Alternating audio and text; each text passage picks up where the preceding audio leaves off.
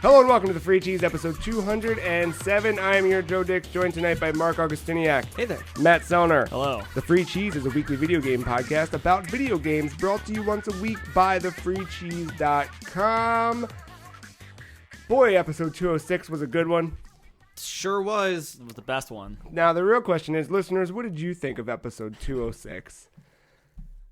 That's right, crickets. Last week we talked about so much, and we're very sorry that you'll never get to hear it. We shared our thoughts on Hey Pikmin, Splatoon 2, returning to Bloodborne, getting scared in games, hacking baseball, third parties on Switch, and of course, memories of the great Hentai War. This week, we're going to bring you more of Splatoon 2 and everything else we've been playing, as well as the definitive guide to buying a 3DS, so long, of course, as your name is Matt Sellner. Before we get started, though, how's everyone doing this week? Older. Oh, me too. Wait, no, I was last week, but nobody got to know that. Yeah. Congratulations on another year. Thank you. You're alive. I am. Your hair's a year longer, too. Look at that. That's true. See? I know how math works. What? Yeah. I took calculus. How are you? I'm doing great. Yeah? Yeah. All right. I guess Had a good so. week. Yeah? Why a good week? I don't know. What It's happened? nothing in particular. It's just a good week. All right. That's fair. Angry. Angry. No, I agree. Oh, agree. You're just mistaking everything right now. It's okay. Look, I'm getting used to it. We got a new setup here. Oh. All right, hot new setup. Last week, if you didn't read the blog post, there was no episode 206 that at least got posted, but there's one always in our hearts. But what happened is that my computer decided to do a thing where the hard drive failed or something close to that, and it didn't write the podcast well or at all. So, Well, it's the better. yeah, like when I went to go try and edit last week, it really was not having a great time playing it back. And then splicing in music, it got even worse. Trying to export failed time and time again. Yeah. And it had done that the week before, but I eventually got it to go. This just really wasn't cutting it. And then we tried a bunch of stuff to export it, to upload it to iCloud, to put it on an external drive. Tried everything. Tried target disk mode. We did a lot of things. We went terminal. Then Marc eventually left, as a self-respecting human being would and should. And then Matt and I sat here fucking with it for a little while longer, and Matt went, hold on, I played Hacknet. I got this. Because it did. So at some point, I think this happened right as you were leaving, but we got into recovery mode, and I tried to repair the disk. Right. And it was failing. And I said, all right, fuck this. One last thing. Let's boot into the OS, and we'll try and transfer it one final time. Wouldn't boot to the OS. Apple logo, loading bar, shut down. Apple logo, loading bar, shut, just over and over and over again. I'm like, oh, shit, this hard drive's done. So we put it in recovery mode.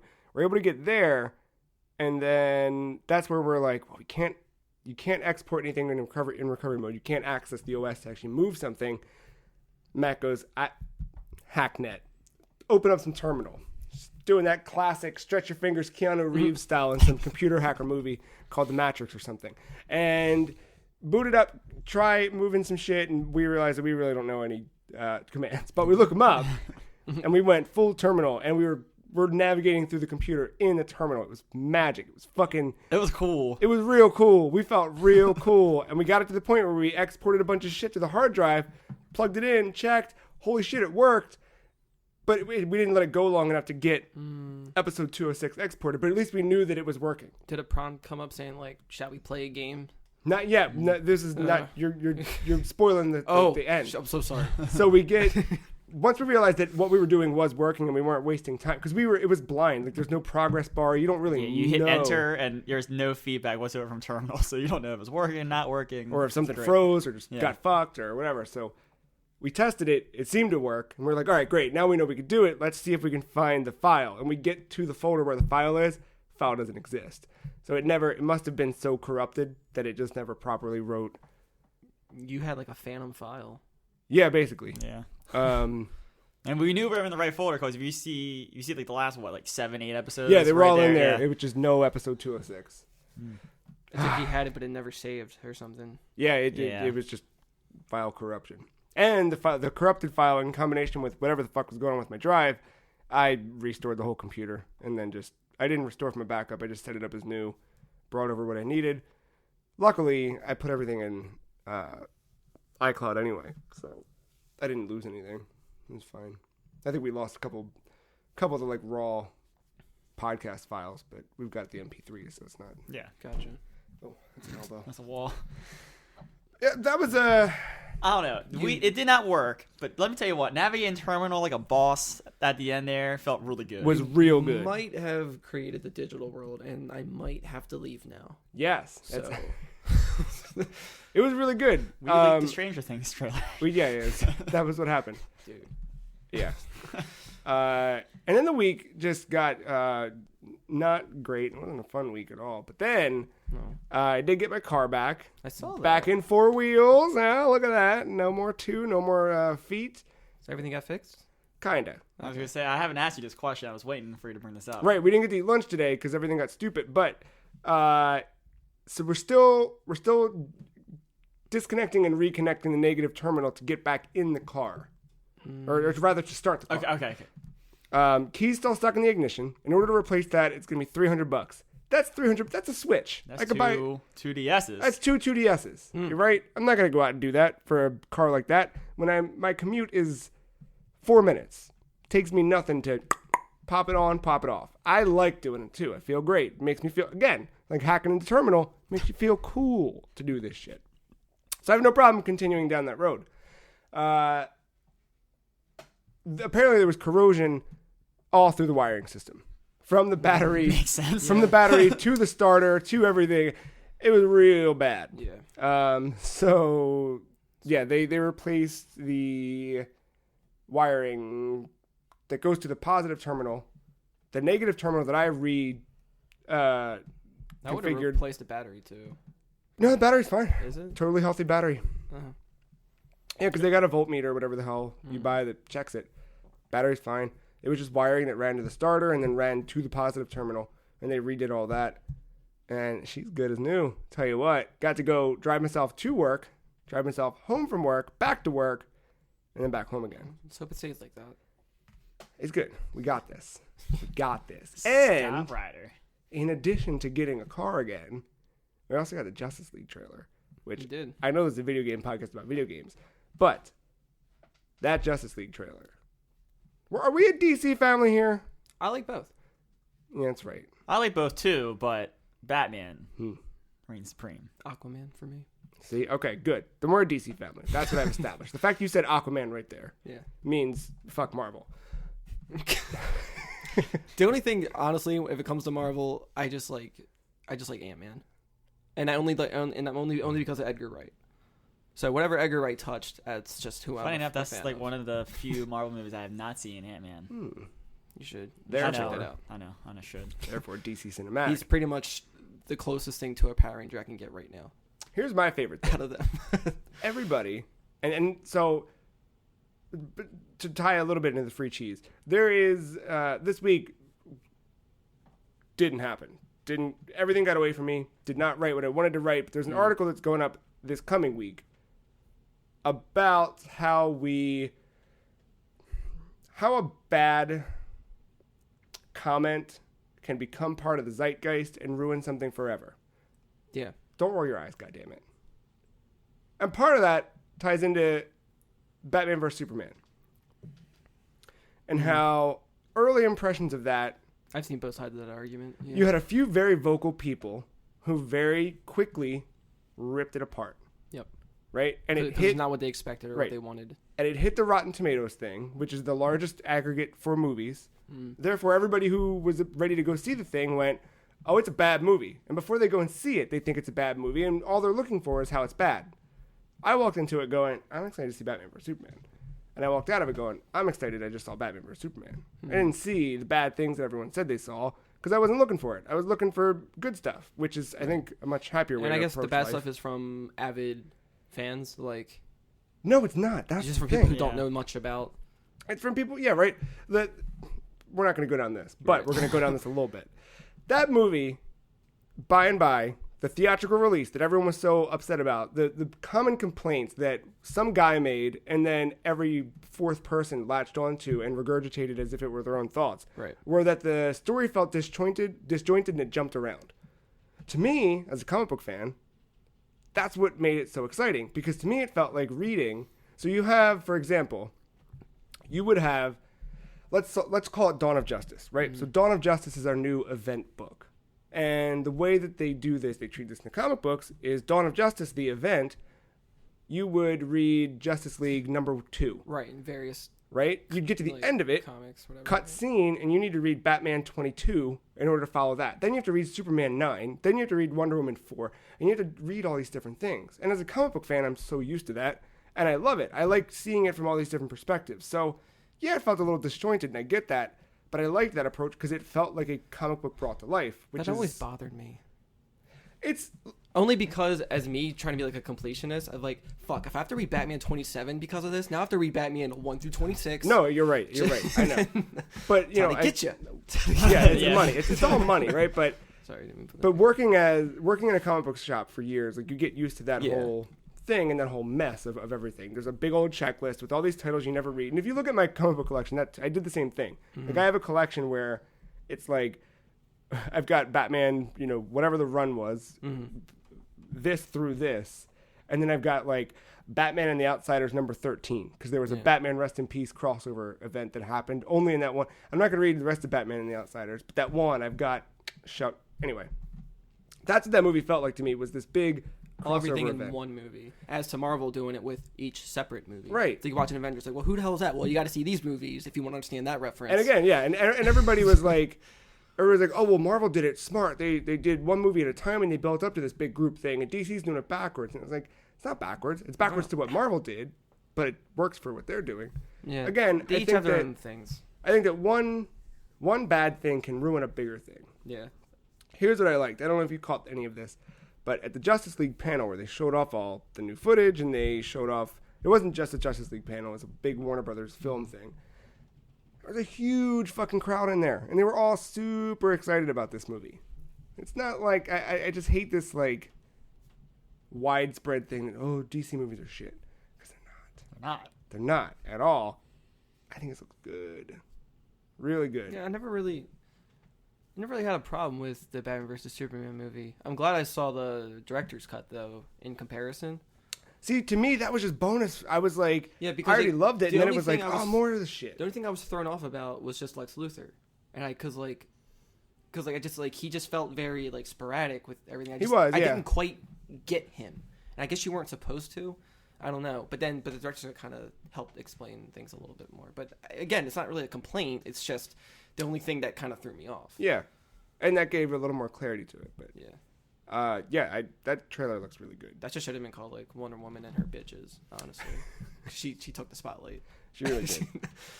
The music took the spotlight. Yeah, that was really music. Thank you, Hans Zimmer. This movie looks really good.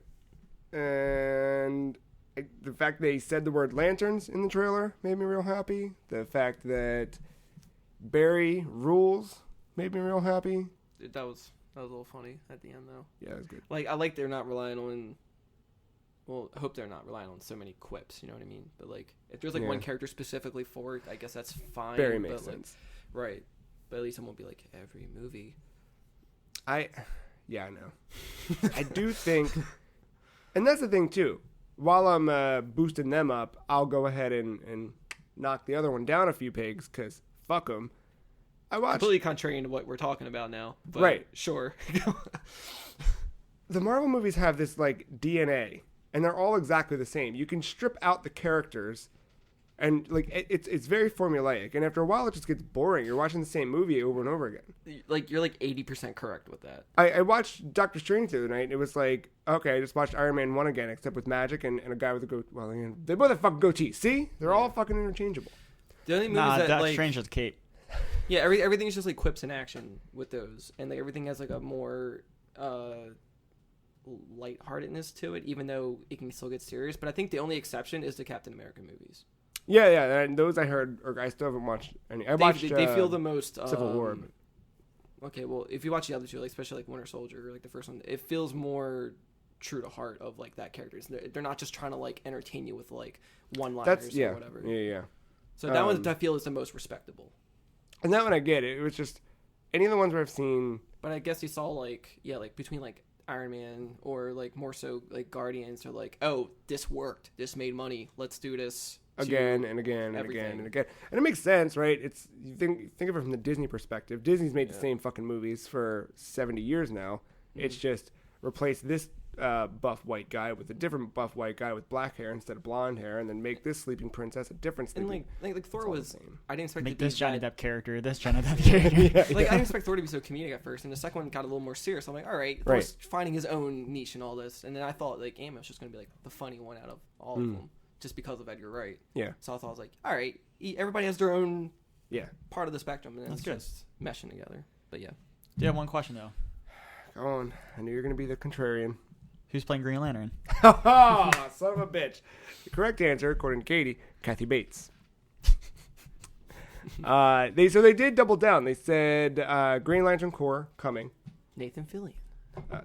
That's what everybody wants. Green Lantern Corps, Suicide Squad 2. I'm fine with it. Okay. It wasn't. If you remove the Joker from that movie wasn't. No, you can remove Harley from it. I'll be that guy. I was fine. How about we just don't make a sequel? Nah. Just let Will Smith play the genie in Aladdin. Actually, I think I'd rather have Harley than Will Smith. Well, they're supposed they didn't. I like looking at Harley, so they didn't talk about this one yesterday, but they did mention at some point Gotham City Sirens is happening, which would be Harley, Catwoman, and Poison Ivy. I thought it was going to be based off the game Gotham City Imposters.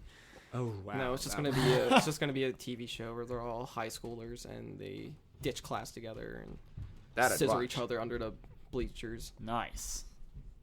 What's happening upstairs? There's scissoring down here and stomping up there. What is going on up there? It's the goddamn running the bulls. They're pugs. That's some heavy pugs. Did a man break in? Did a man break in? Tune in to find out.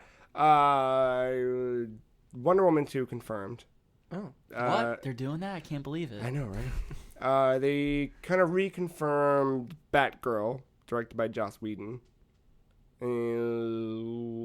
Flashpoint is the name of the Flash movie, which might mean that we get to see Thomas Wayne, Batman, shooting some motherfuckers, and Martha Wayne, Joker.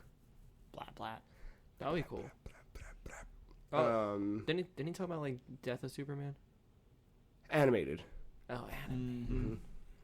Okay. They're doing Death of Superman and the Reign of the Superman. I'm actually okay with the DC animated movies. I was. Some now of them. I'm not. Some of them. Everything post Flashpoint has not been great. Like since Bruce Timm left as their big overseer, those movies have taken a weird dip in quality. Like any of the ones, like I watched the Teen Titans one. It was like the one with I don't remember the guy. I watched the Teen Titans versus Justice League. Yeah. What a sellout on the title though. It was like I know. Completely misleading. What was the other one? The Justice League Dark movie. I watched that one. That one was boring as shit. But I had to watch it because I wanted. Joke after that. Killing Joke I heard was real bad, but I never watched it because I heard about it. I heard because I heard it was bad. Yeah, it just and I know I'm doing the thing that we started the conversation saying is bullshit, but it felt rushed. Yeah, and every time I go to watch, because I've almost watched it so many times, and then I'm like, you probably should just to I know knowledge, but yeah, so I can find the good in anything. That's the real point. I'm real excited about all this stuff. November can't come soon enough. Apparently, the Aquaman footage they showed, they said looked like Star Wars underwater. Very excited about Jason Momoa's Aquaman. I watched like an offset thing of Mira. Oh yeah, I saw that. Yeah, she looks cool. They're gonna do good stuff. Oh, Shazam! They're doing a Shazam movie separate from the one with Black Adam. Huh? Yeah. It's weird that Black Adam will even get his own movie. It's just because he's more like a villain, right? Like I'm not. He is, but when you cast Dwayne Johnson to play Black Adam, that's why I can't take it seriously. Well, they're doing that Venom movie, and it's supposed to be like horror, evidently. Yeah. See, this is where I'm starting to respect Fox a little more because Logan was really good. I never watched it. It took them a while to get to that Logan point, though. Right, but I feel like more movies should take that approach. Some, not all, but some. But remember, right before Logan was Fantastic Four. Oh, what a great movie! So just remember that. Different people, different things. Just apples and tomatoes. Oh yeah, the best of the best. It's a good soup. Anything else come out of Comic-Con that was kind of cool? I didn't pay attention. Stranger Things 2. Yeah, that's correct. Stranger Things 2. One, I love that they're calling that Stranger Things 2. Not season 2. Season 2, just 2. That's so fucking good.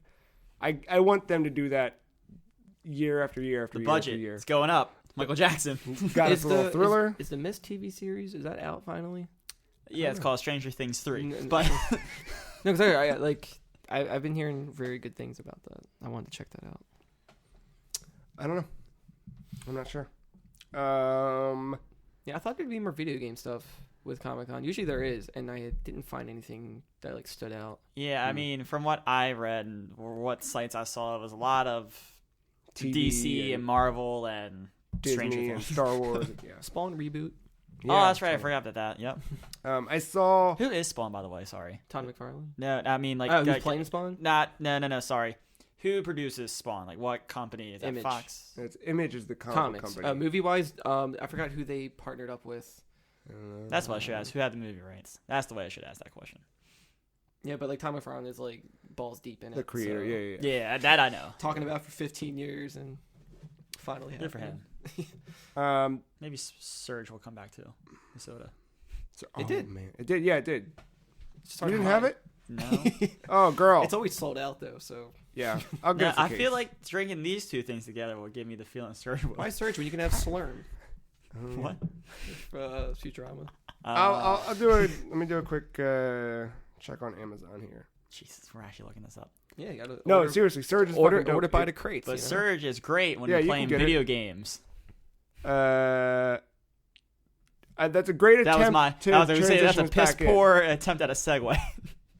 Yeah, you can get if you have Prime Pantry. I don't have that. A 12 count for $14. That's too much money. So, Blumhouse Productions. They're the production company behind Split and Get Out. Oh, okay. They're teaming up to make it happen. So, whatchamacallit then going to have his hands on it? The comedian. Who did Get Out? No, I mean, talking about Jordan Peele. Yeah, Jordan Peele. No, because he's not part of the production company. That was just him doing that, Got it. But maybe. Probably has enough money now to buy that production company. Probably. There wasn't a bunch of video game stuff. Not a ton. A lot of comic book stuff I'm excited about. They're doing some cool stuff. The DC Who would have side. thought Comic-Con talking about comics? It's honestly... at this point, it's become way rare, more. But actually, Comic-Con didn't really get its major popularity until Twilight. Interesting. I shit you not. I believe that. All those big lines in the craze, Twilight exploded it. Time... Yeah, but wasn't the first Twilight right around the same time as Iron Man? Probably. I think, but... And The Dark Knight. I'll always remember that episode of Entourage. Did anyone watch that show? No.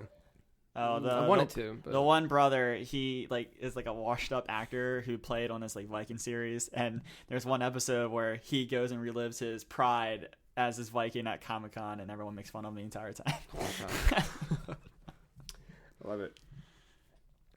But yeah, Matt, you're right. This is a video game podcast, and we do talk about video games and what we've been playing in a segment that we call Now Playing. So we talked a little bit about some stuff last week, and it's a shame that you missed out on it.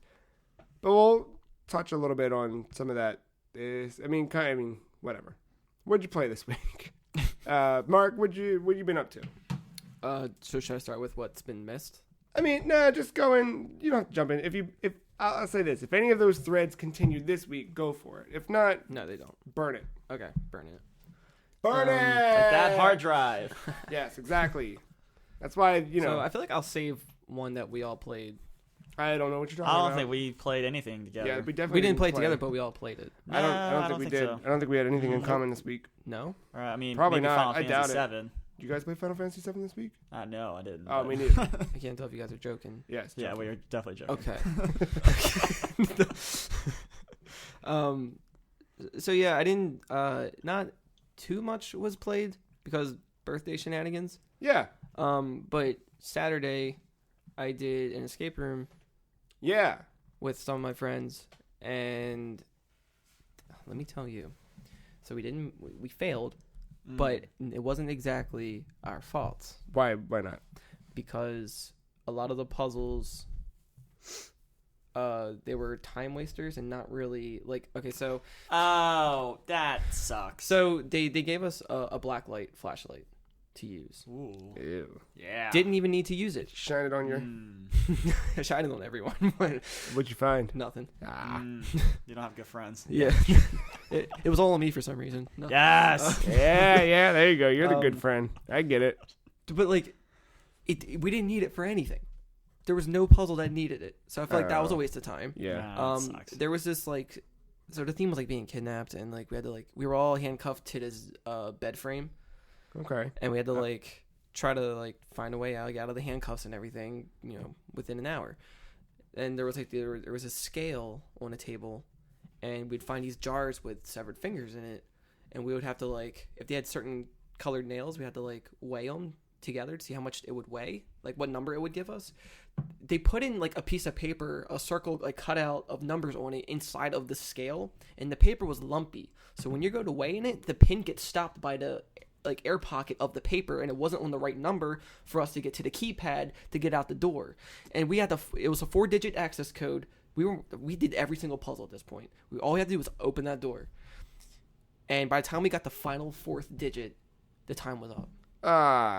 Because of that stuff, like the lady on the intercom had to like tell us like, hey, well, what code was that? And it was like, we got this number. She's like, are you sure? I'm like, yeah, like weigh it again. And I did it, and I was like, look, it's saying this number. And then it finally adjusted it to, I was like, this is bullshit. That wasn't even our fault. Like, we technically would have had that. That sucks. But it was really fun.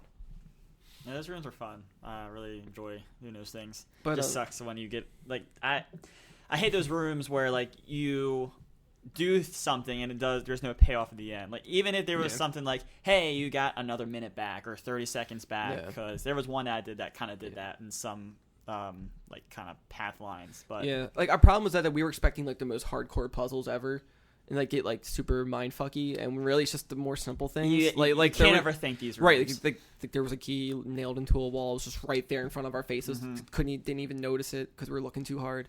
And I guess that's as well. Yeah, so we were expecting more difficulty than what it was. There was the one I did in Philadelphia. It's called Escape the 80s. There were like those extra puzzles, and some of them gave you extra time, but then some of them were like, hey, free drink at the bar across the street, and I was like, all right, I take that. But this was themed very nice though. It was pretty neat. But later that night, we actually got to play like 2 games. First all of us did that game on PlayStation called That's You. I downloaded it and then deleted it halfway through the download because I went, I don't care. I don't know what this is. It's a pretty charming game. Yeah? Yeah. So you use your phone, and the point of the game is to. It's pretty much it's like a friendship game, pretty much. Like, you're all supposed to like agree with most of the answers. So it's like it'll go through like this little like journey of like scenes, and then it'll ask you these questions like, what friend do you think, like which among you do you think would it's just as an example, like who would give the idea to go to a nudist beach? And then you would all pick that person, and it would show, and then you would get more points if you all agreed with that same answer. Okay. So it's a lot of stuff like that, and it goes through like all these different sceneries, and like it's pretty lengthy. Yeah. And it's about 7 rounds or something like that. Is that like a Friday night pizza party game kind of like? It totally seems like a Friday. Okay. That's why I downloaded it, because I think it debuted. And like some of the questions, you can be like sarcastic with it, like you would in like Quiplash, and other times you would be just actually honest. But it's all like it was nice. It felt humble. Like, it had a nice aesthetic to it and everything. Now I did notice that it's not web based. Like you have to download the app. It's the app. There's an app. There's an app for it. On PlayStation Mobile. Who would have thought? It's true. Yeah.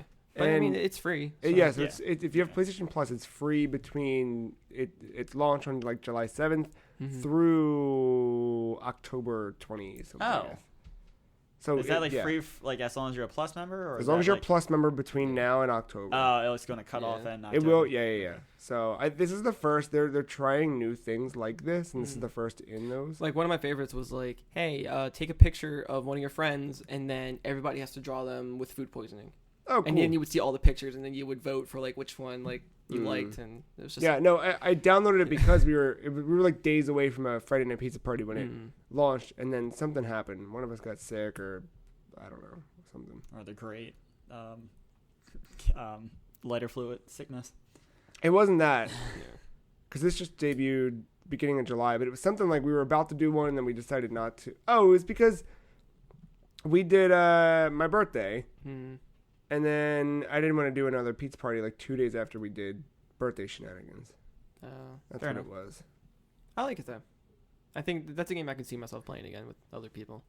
Yeah, it'd be fun. And then I tried another escape room. I played Resident Evil 7's banned footage. What's this? So there's like extra content. Yeah. Did you finish the core game? No. Okay. But I wanted to redeem myself from earlier that night. So I popped on the VR headset and did the bedroom band footage tape, where all the tapes are based on the guy Clancy from the very beginning who disappeared. So he's like the cameraman from like all the other tapes you find. So you're chained to this bed, and the mother, whoever, the wife of the farmer guy, whatever, is trying to feed you all this disgusting food. And every time she leaves, you're trying to solve these little puzzles in the bedroom to find a way out. And sometimes you might make too much noise, and you have like a certain amount of time, like 30 seconds, to put everything back the way you found it and get back into the bed. Because if she notices something, she like barfs bugs on you. Oh. Yeah, well. And if you actually eat the food, it hurts you. Nice. And so it's just like, it took me a little bit to figure it out, but I finally eventually got it out. Yep, feet are going up now. That's nope. Yeah, there's one part where like you have to like match you have to match like 3 picture frames. Yeah. Like and then you match them in the right spots, but when you remove one from an end table, there's all these spiders behind it. And like you can't get to like a certain item because they're in the way, and you have to like burn them. But there was some Matt's had a face on of just like no, and then there's a second where I could see PTSD. No, I could see in his eyes that he just thought of something else that was way more horrifying, and he clicked over and went, I gotta stop, I gotta get out of this. No, I was gonna say, is this the one that got a lot of good buzz when it kind of released as the DLC? There was it was kind of not immediately after, but not too long after the release. The DLC, there was a DLC that came out, and it sounds like this one that got a lot of good buzz, and it kind of brought people back to playing it again. Was this the one? Maybe it's pretty short. I think the one was that everyone was talking about was short, because it's literally like an escape room. Like there's puzzles all inside of it, and you're just in that bedroom, and you. Just if we swapped out the bugs for like ink, like I would be all for this, but I don't know. Where you're going. Yeah, so that was pretty fun, and then just played a bit of that Splatoon 2. We'll save that. We'll do that one right before the break. We'll talk all about Splatoon.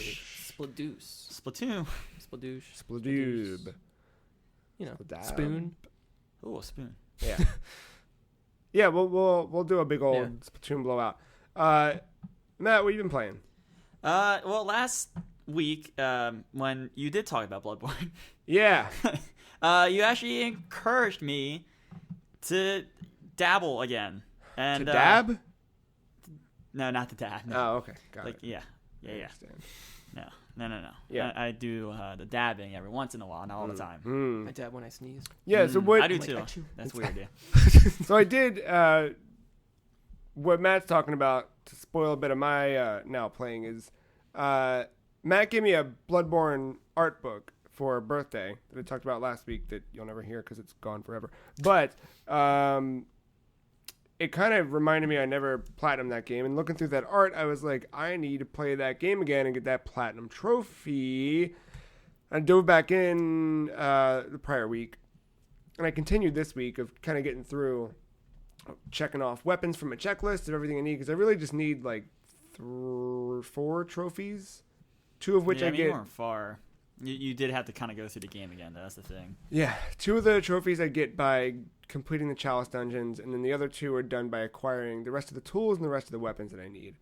And yeah, that game, I can only play it.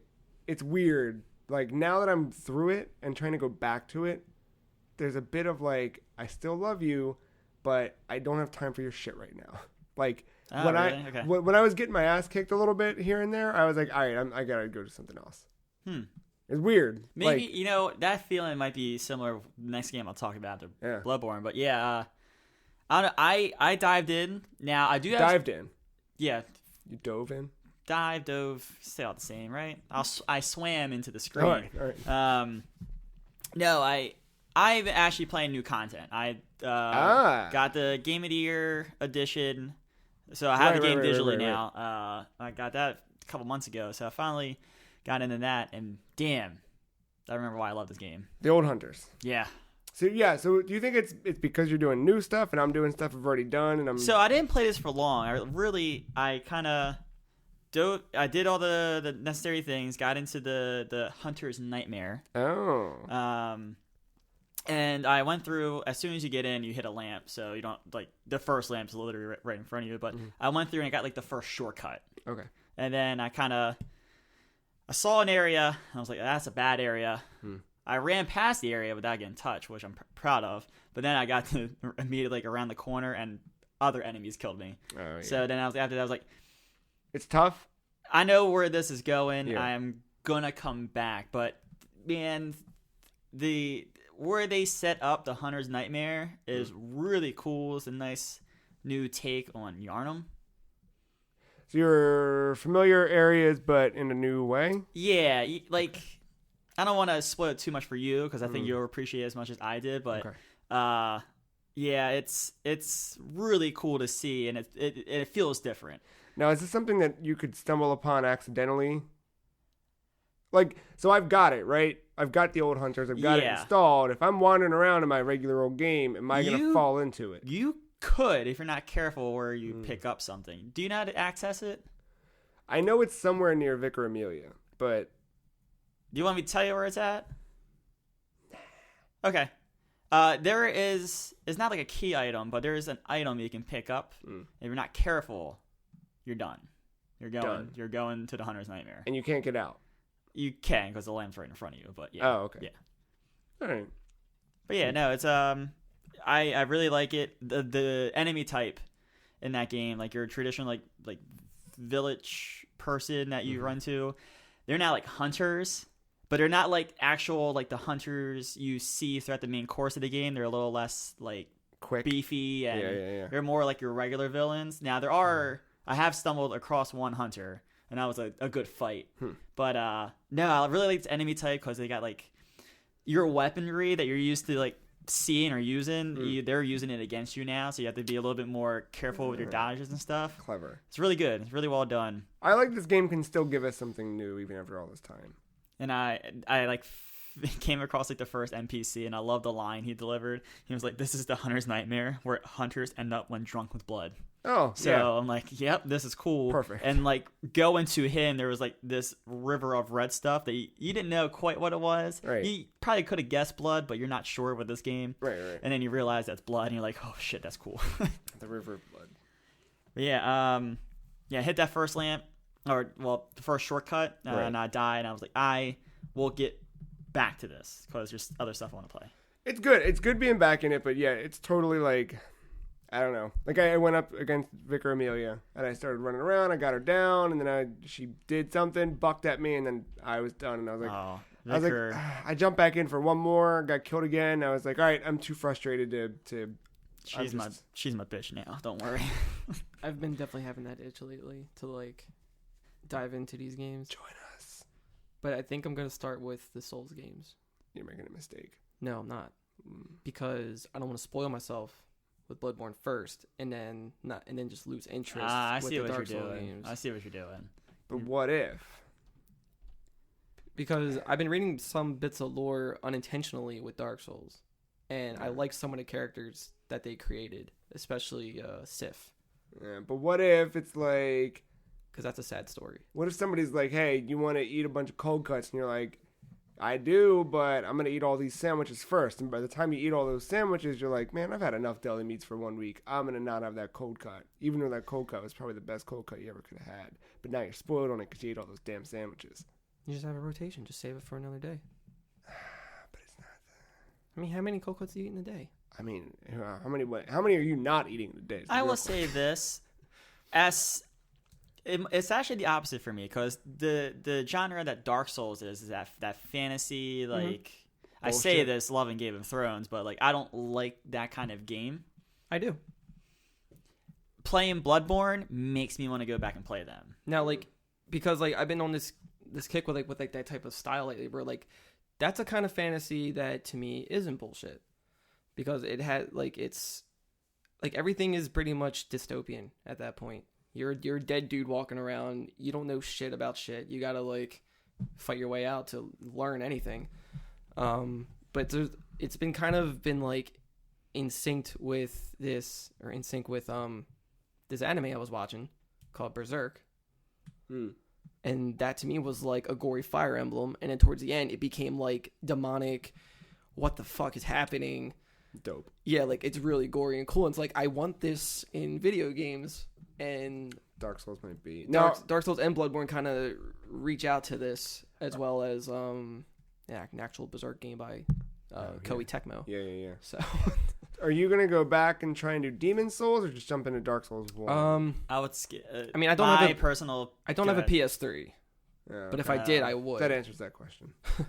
I do have Dark Souls with Prepare to Die edition on my computer. Don't know how well it runs now. Do the DS fix patch.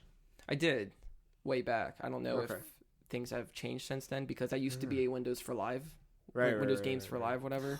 And then he finally patched that out, so it doesn't need it anymore. Right. And so I think I'm able to play it. I don't know if I have to play it on like a minimized like windowed screen or not. I can't remember. Yeah, I don't know. I know that my friend Ben, has been going through. I think Bloodborne was his first. And then he went back to Dark Souls. I can't remember if he's in Dark Souls 2 now or still Dark Souls 1. I think he's in Dark Souls 1, but he's like New Game plus or something stupid like that. Right. And also, like, my quarrels with Zelda lately have kind of been pushing me towards that direction, too. Interesting. I have like a love-hate thing going on. I get it. Do you jump back into that at all? That's a whole nother topic. All right. That's a whole nother podcast. Fair. Yeah, I would say even if you had the choice for Demon Souls, I think I would skip it at this point. Just go to Dark Souls. I mean, like, I know Demon Souls has very difficult controls to learn, so I think that can deter a lot of people away. I don't want to say bad controls, because I feel like every game has their own type of controls. It's a matter of how familiar are you with it and how willing are you to learn it. But they were better optimized in Dark Souls. Yes. Say that. Yeah.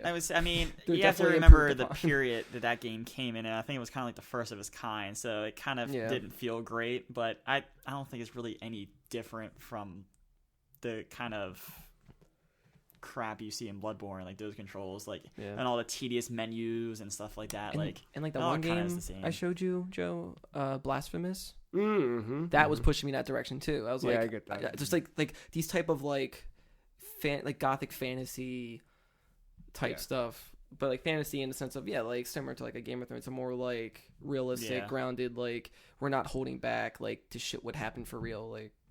I mean, it is. I always looked at it as a lot of blood and gore, kind of Zelda, with some realism applied to it. If that makes sense. Like Zelda's like a gateway to all of this. It's like if you were to take Zelda and set it in it would be that. Whereas Castlevania is more the Bloodborne style, and I'm definitely more of the.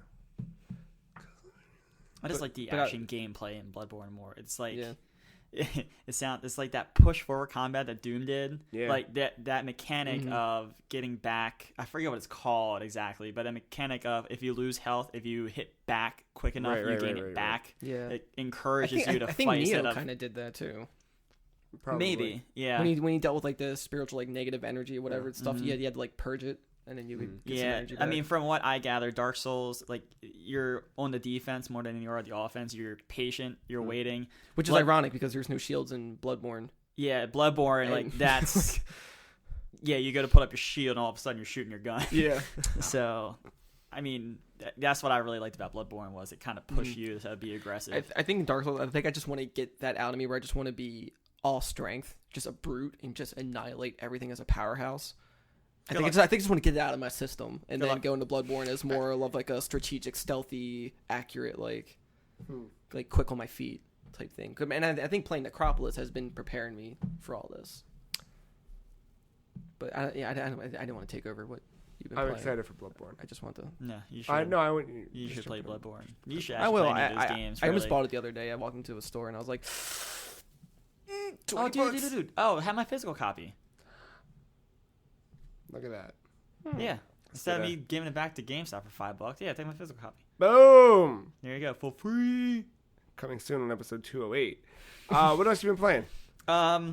Prey. I've been kind of Prey. Yep. How's the mimics? So we lost a bit. Last week you talked a bit about a real good scares. Scare. Yeah. Got spooked. Yeah, I acquired an item that helped with the scares. That I could see the mimics who are undercover. Yeah. But then it set up for a scare where I jumped and my sister came into my room because I screamed like a little girl. Yeah. And she's asking if I was all right, and I pointed at the TV screen and I was like, "This game's like the opposite of Prop Hunt. Ever played that? Yeah.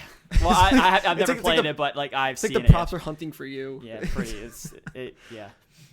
No, it's still BioShock AF. Yeah. No, and it's playing. This game is playing like my first playthrough of BioShock, and I think I've played through BioShock now about 4 times. But that first time, it was like I kind of nailed a mechanic, and then a new enemy type came in and just beat my ass, and it felt like I was always struggling. I didn't know what skill path to take with like buying the different. Oh my god! Every episode, I always forget what they're called in BioShock. The plasmids. I didn't know how to level my plasmids like the first time around in BioShock, not knowing what to expect. I'm kind of running into the same thing with bees. Bees are good in BioShock. Yeah. Yeah, wasn't aware of that the first time around. Yeah. No, the skill trees though in Prey where you can level up pretty much like your powers or your strength or your like hacking. It kind of has that Deus Ex vibe to it that BioShock didn't. Kind of, it's weird. But yeah, once I think I know where I want to go on my skill tree, I have to make a sharp left turn, and then now like I'm not strong in any area. I'm more a weak all around, and it's kind of starting to kill me here in the later game.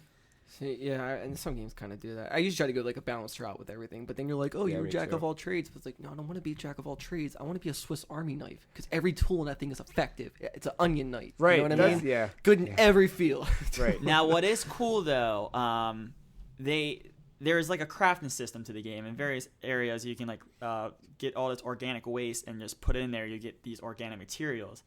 I found a blueprint to make these neuromods, which are the things that increase your skill tree. So I can farm organic materials and get neuromods, and it might come to that at one point because I feel like I need to.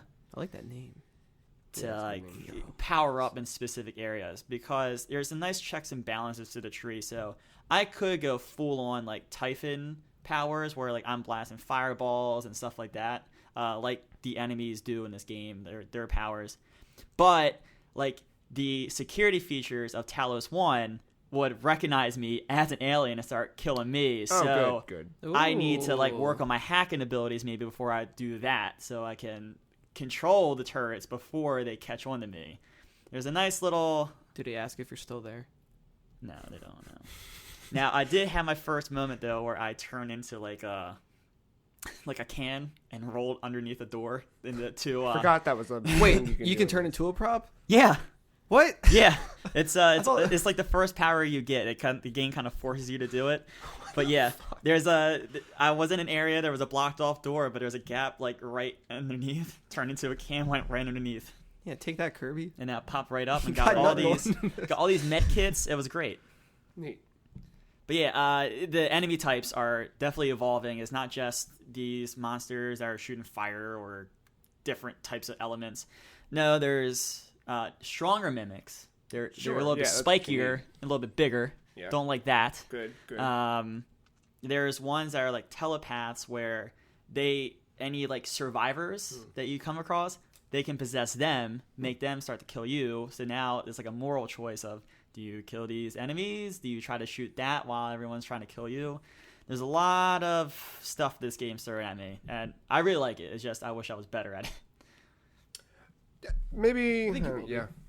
I mean, if you made it this far, Yeah, I'm going to keep playing. I think I'm a little too late to kind of restart my run. Yeah, no, I wouldn't do that. But I finally, remember I said I should go back and get that shotgun? Yeah. Oh, well, sorry, listener. That was last week when I said that. Right. 2 rooms over, found the shotgun. Oh, good. It was right in the area. Good. So I got that, and we're rocking and rolling now. Cool. But yeah. Is this something where, like, because, I don't know, do you feel like you'll walk away from this and feel the same way about it as you did with BioShock after the first time? Well, the beautiful thing about BioShock was the story. How is the story in this? So far, so good. Yeah, but is it so far so BioShock or so far so, I like it? I mean, it's... What BioShock had going for it was, like, just right away, you're like, there's a lighthouse with a city underneath of it. And then you walk down, and you see your first splicer, and you're like, what the fuck? Yeah. This, like, it's more traditional. And I say that in, like, the blandest way possible. Like, is an alien takeover of a space station. We've seen that before. The movie Alien. Yeah. So, like, you kind of have those tropes there, but, like, what you find out in the very beginning of the game with, like, how your day-to-day kept being reset, that one of the first missions in the game has you fix, like, your video recording that you recorded for yourself, like, in case of an emergency, like what is happening. Something in that video reveals something that makes this a little bit different than your traditional just like alien takeover. I feel like instead of you trying to survive, it's you are trying to still do a mission to save humanity because you think humanity on Earth might be in danger. I feel like it's gonna pull like a Dead Space where like it's set up in the beginning. Pretty interesting. Not so much is happening throughout the mid of the game, and then not until like the very end, like shit's just gonna like hit you all at once. Yeah, I mean, there's some cool like side quest stuff too. So it's not like BioShock was kind of more linear because you always had the arrow up top, kind of pointing where to go. Yeah. This has markers, but like I can go and pick like a secondary objective, and it will guide me to this other part of Talos 1, and that's cool. I have like the option to kind of explore a little bit more than I could in BioShock, but there. I feel like right now the thing that's driving me is, whoa, that's a cool alien. Let me figure out how to take this guy down. And then like there's research involved now with it, and that's how I get my powers from like those from the alien types. But I figure out how to take down the alien, and then I move on, and I'm like, oh, that's a new alien. Oh, he's creepy. I need to figure out how to take him down. I find myself more wanting to discover what else is out there than the story pushing me right now. But I have a feeling the story's going to come back around as I go through Talos 1 and complete different objectives that I'm heading towards. You become a galaxy famous bounty hunter. And I have a feeling, that Dishonored like morality system is going to come into play. I just don't know for sure yet. And I kind of like that. I was just thinking about like, did you play Dishonored? I played a little bit of it, but I know how those games changed as like according to how you play it. Does this feel at all similar to it? If I were someone who really liked Dishonored and BioShock, would I like this? Oh, I would say definitely if you like BioShock, you should at least try this game. And I think that demo, I can't stress enough, demo's still out there. You need, if you just play that first 15 minutes of the game and you kind of discover the trope in the very beginning of the game, you're like, oh shit, that's... Yeah, I was watching my friend play a little bit of it last week, and the way he was describing it was like he likes how you can just approach any scenario from any way you want. Yeah, right. It's not just one linear way. Yeah, so I think that might have like a Dishonored feel to it. Yeah, it kind of has that BioShock feel to it. Like BioShock, you don't have to go into every situation guns blazing. You can set up traps and kind of lay it up, set it up the way you want to, and then entice the splicers to go into your traps. So like there's a little bit of that. Stealth is encouraged in this game. Like you can turn into a prop for a reason. That's true. Like there's a lot of different scenarios at play here, and the skill tree, like there's not much depth, but it's so like it's so varied. Right. That you just can't pick all the different things and be good at the game. Would you see yourself replaying it after you finish it to try a different path, or? I think it depends how the direction the story goes. If it does turn out, and I kind of don't want to know, that's why I'm not going out looking for it. Yeah. If I do find that this is some kind of like morality system and the way I play the game affects my ending, I think I might want to dive back in, playing it maybe a different style or focus it on a different style so I have a more successful and quicker playthrough. I think it's good that you're not looking at it. That's what killed Dishonored for me. When I realized that you could do it without alerting anyone, and then I kept going into missions and accidentally alerting people, I would restart the mission. That's how I did it. Restart the mission, then I'd go, you know what? Fuck this game. It's not fun, and I'd stopped playing it. But yeah, first-person stealth it's not easy. No, not at all. But yeah, I'm doing the thing you did with Bloodborne where like I play a little bit at a time, and kind of like once I die in an area like 2 or 3 times, like I kind of get frustrated with myself for not. Once again, I feel like I'm underpowered, and I didn't play the beginning, my landing phase of the game right. Great. This has become a bigger thing. Fantastic. I didn't play my early game right, so I feel like it might affect me down the road, and that kind of frustrates me thinking about that. But I usually boot back up. I usually just boot back up, and I like it kind of just grinds in my brain. Like, well, how could I approach that differently? And then once I kind of think of a scenario, I usually boot back into it and go. Or sometimes just me going the other way because maybe I'm just not supposed to be in that room just yet. That makes sense. Yeah. And the game's really good at telling you probably shouldn't be in this room yet when you go to like this high-powered enemy. Yeah, that's good. Good. Anything else? Some game with dirtbag teenagers and squid. And Soon. Cool. So I played Picross 3D Round 2 for the Nintendo 3DS. Picross. Sorry.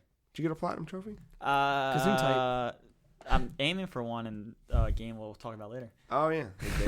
Don't touch on that one. So Picross, for those unfamiliar, I've talked about it on the podcast before, but in case you've never listened to Picross before, here's a podcast. Picross is a puzzle game.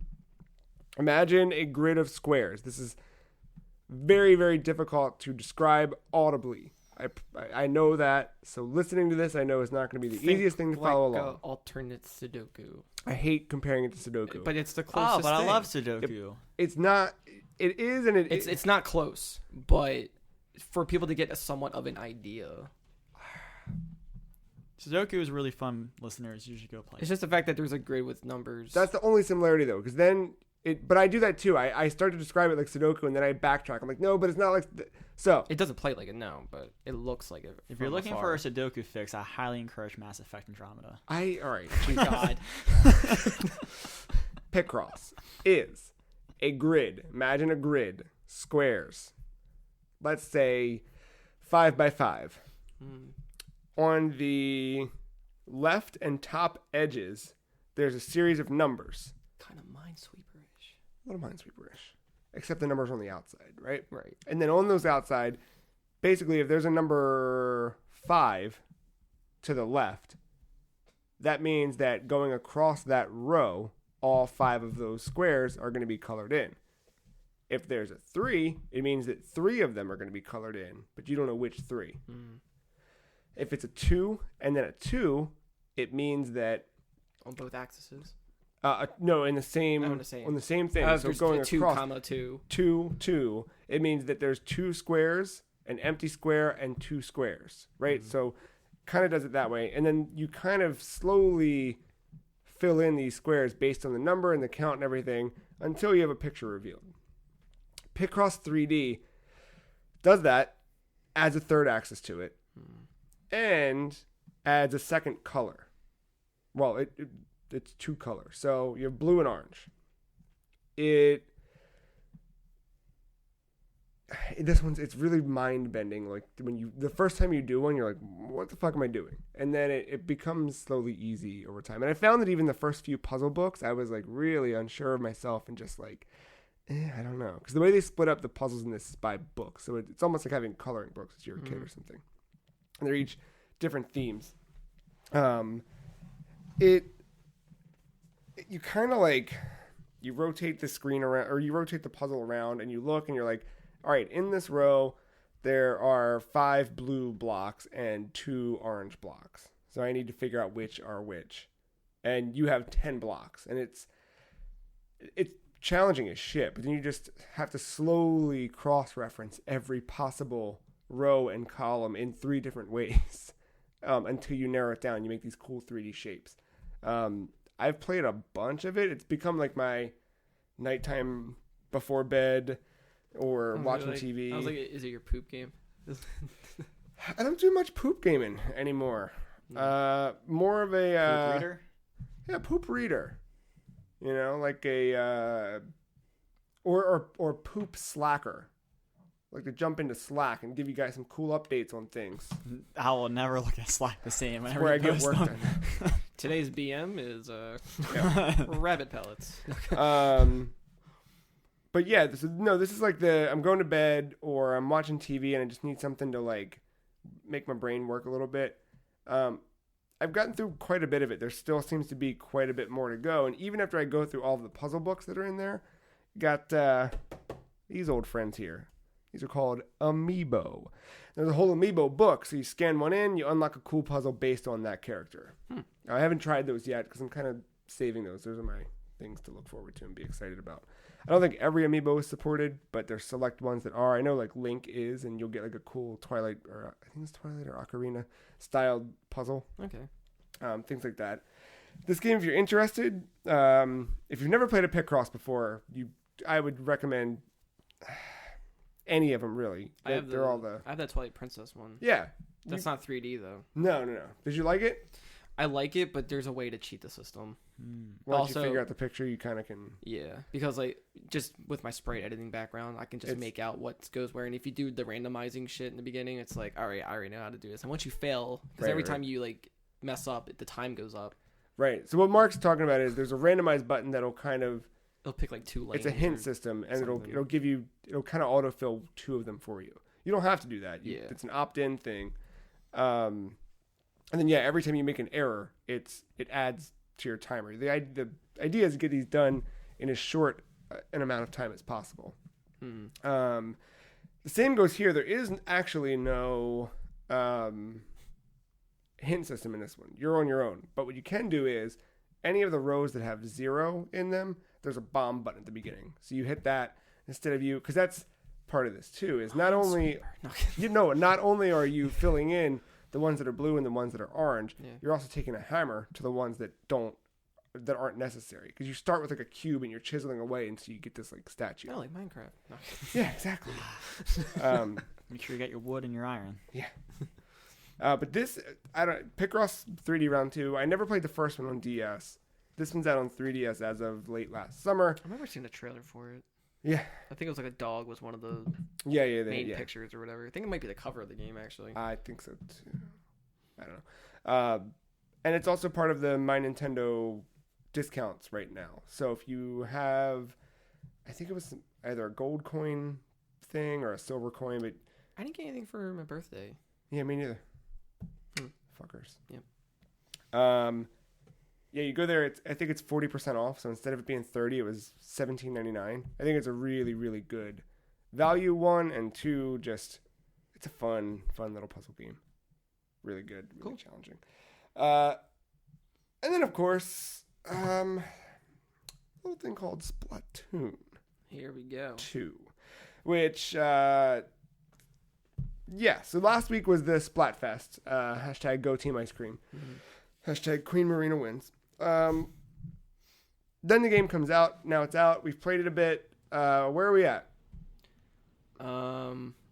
Overall, I like it. But there's some little things that I feel like can be easily fixed. All right. Don't. No. I'm gonna let Mark finish because I'm gonna say something. I just want to get this out of the way because it's not like the biggest deal, but whatever. You know, I'm like just iffy about it, but overall, I do like it. Just want to make that clear. So I remember that little Splatfest we had. There was an option to make a party with your friends. Yep. And they decided not to throw that in this time. Not it's in here. Just like Splatoon 1. I don't get it at all. Well, actually, it's a little more advanced in Splatoon 1 because now you can join a friend while they're joining a match online, but you have to do it like immediately. Matt and I did this, and here's how this works. They debuted the app, right? That works with it. Mm-hmm. We'll get there. I didn't even try that yet. So you don't bother, right? I'm just gonna use Discord. It's fine. There are really cool things about the app that have everything to do with everything else in the game and nothing to do with the chat aspect, because that's bullshit. Now, in order for us to pair up and whatever, I had to, and Matt had to, let me join it or try to look for a game. While it's trying to find other things, somebody else can join me. Yeah.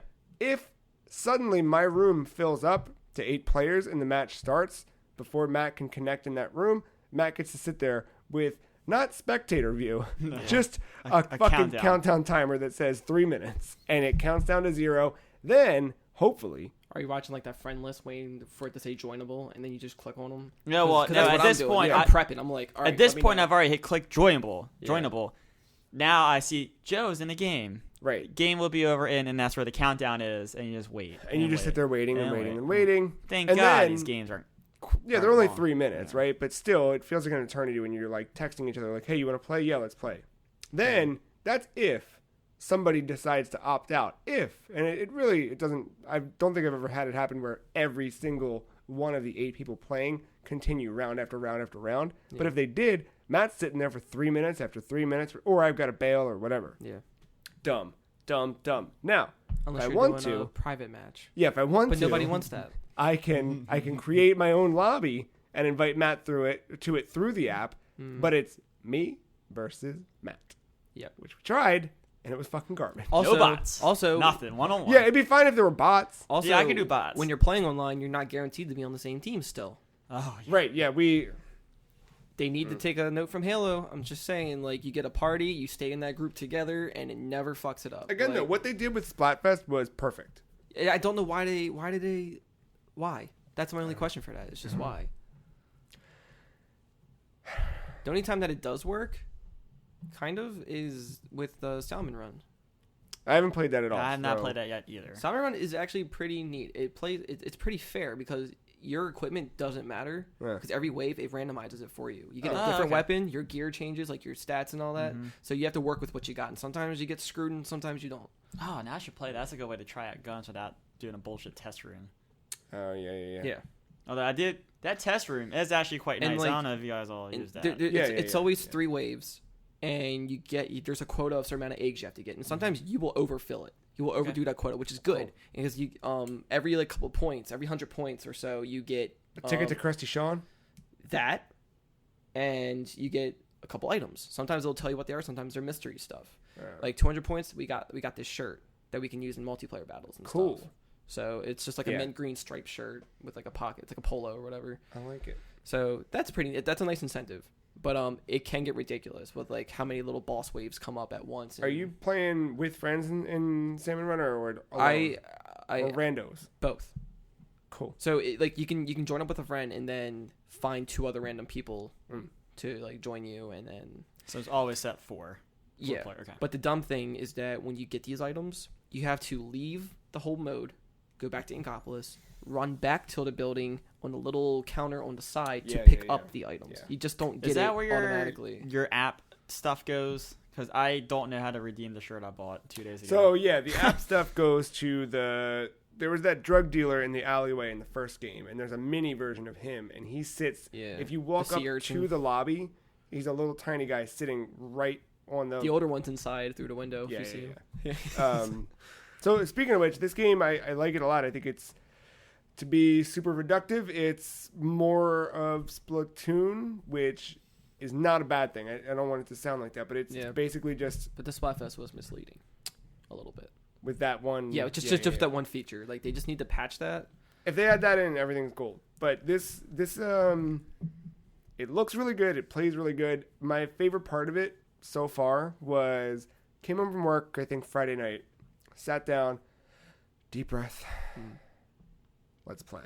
I dive in, like 2-3 matches in, feeling good about everything. And then I hear upstairs, Earl's got to take a shit. somebody kills me.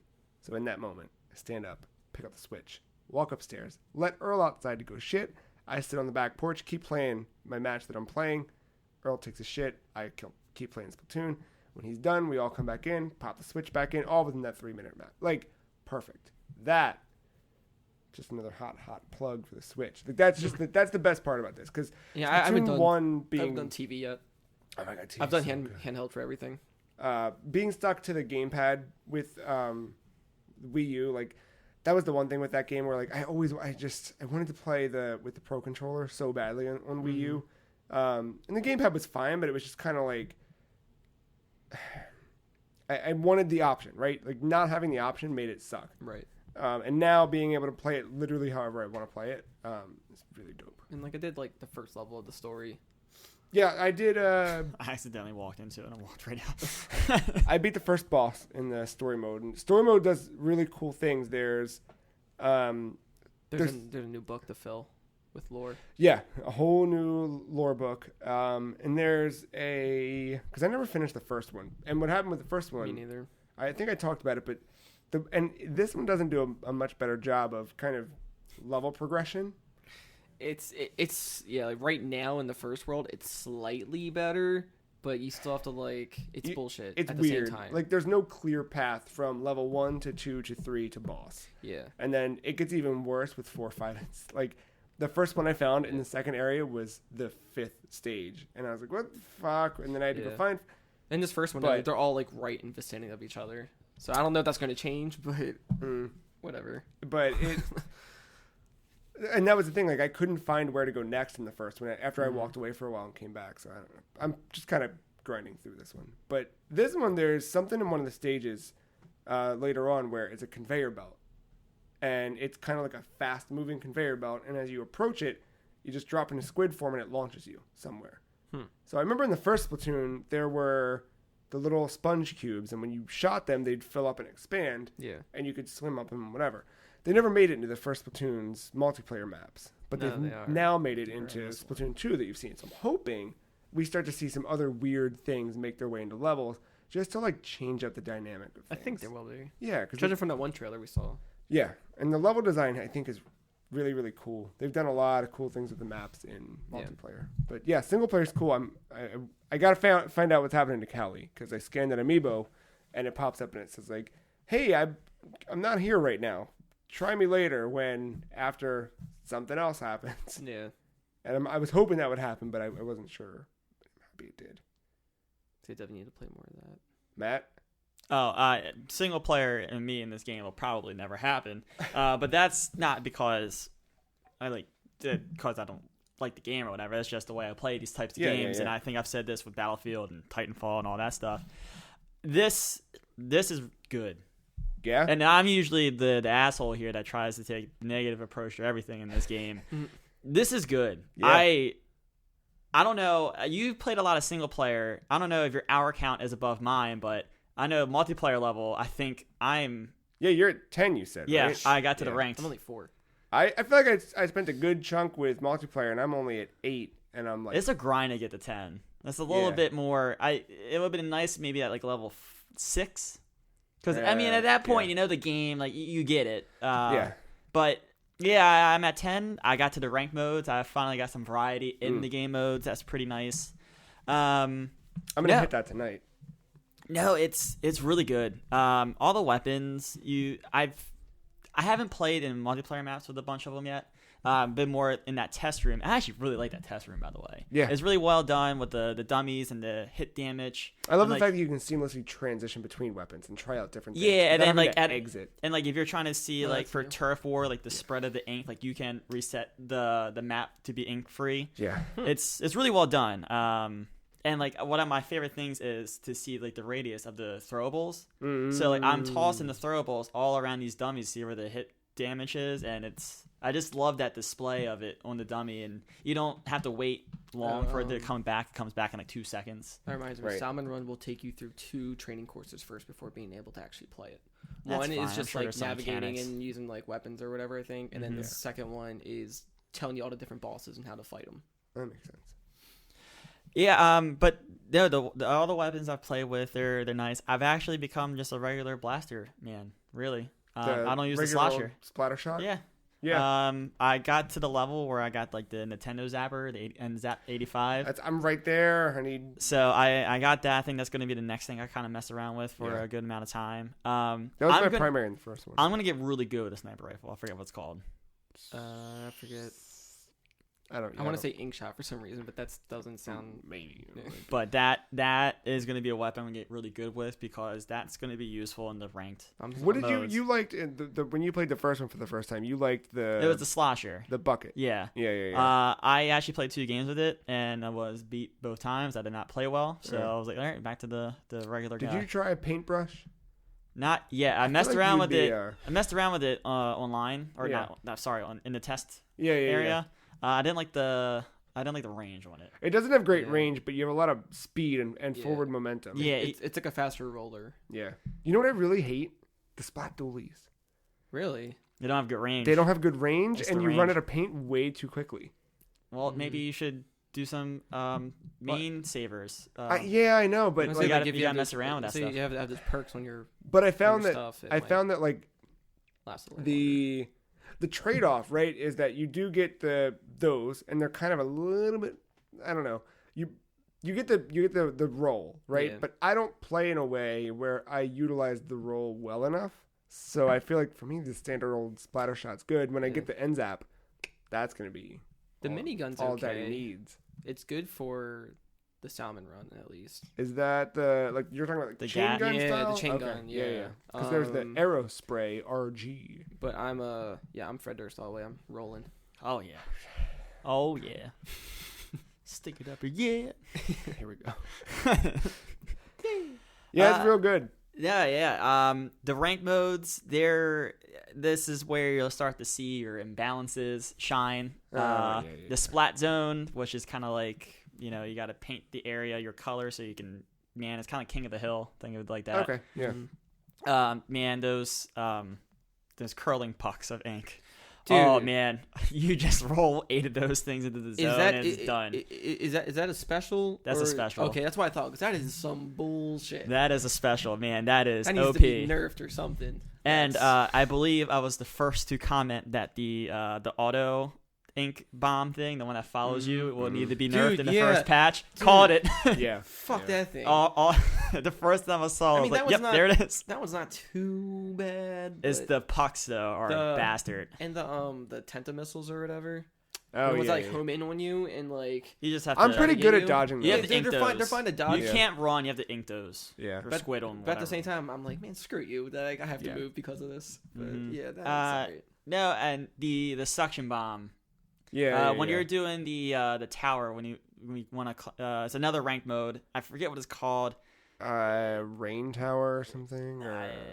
Rainmaker is the one with the gun, but there's one where you have to climb the tower. When you're on top of the tower, it moves. Right. And you want to stay on it. And once you die, like it stops moving, and if someone else climbs on, it starts moving the other way. If you what weapon is it? Oh, if you oh my god, what I just had it in my head. Oh no, the bomb. The suction. Yeah, the suction bombs. If you just suction it right on that middle pole, you're dead every time. So if you're anywhere near good at throwing that thing up there, you'll get kills left and right. Huh. It's amazing. So yeah, that might need a little nerf. I can see the splat duel is getting a range buff, a little one. I'd be okay with that. I'd be real okay with that because I like them, but they're too short. Ink's gone too fast. Yeah. And again, I don't take advantage of the roll. It's definitely good for that's another thing that's good for Salmon Run probably. Yeah, for lower, weaker enemies, just getting a line out done. Yeah. But no, I really like the maps. I think the maps are well made. I wish there was slightly more of them. I know they rotate out, but I feel like I've seen all the maps now. And a couple out. Or like I wish there was an option to skip the dialogue between every 2 hours.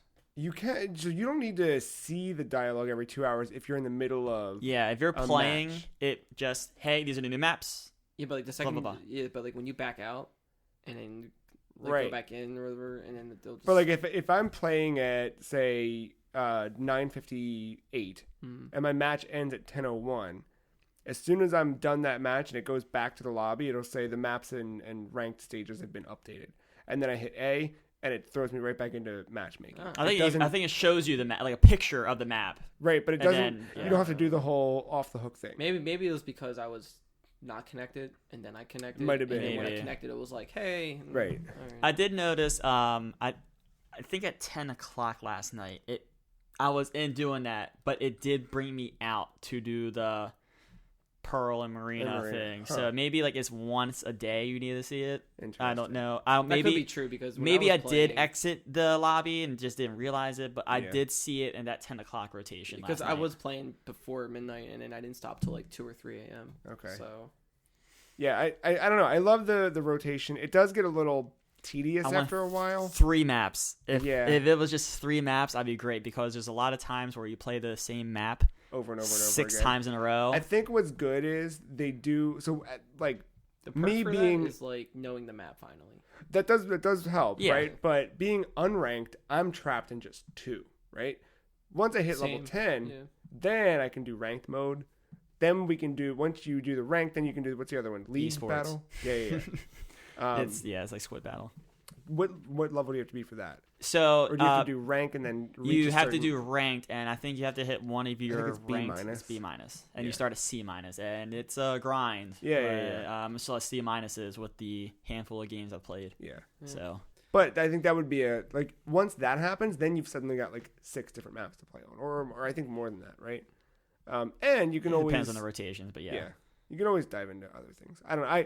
I think the game's got a lot of variety to it, a lot more so than the first one, and I thought the first one was pretty well rounded in the end of it. I've been doing pretty well in this game. Like I'm not usually one to like boast or brag. I'm not trying to be like that, but like just compared to my past experiences, be an asshole. No, like when it gets to the end, I'm usually like 1st or 2nd place on my team.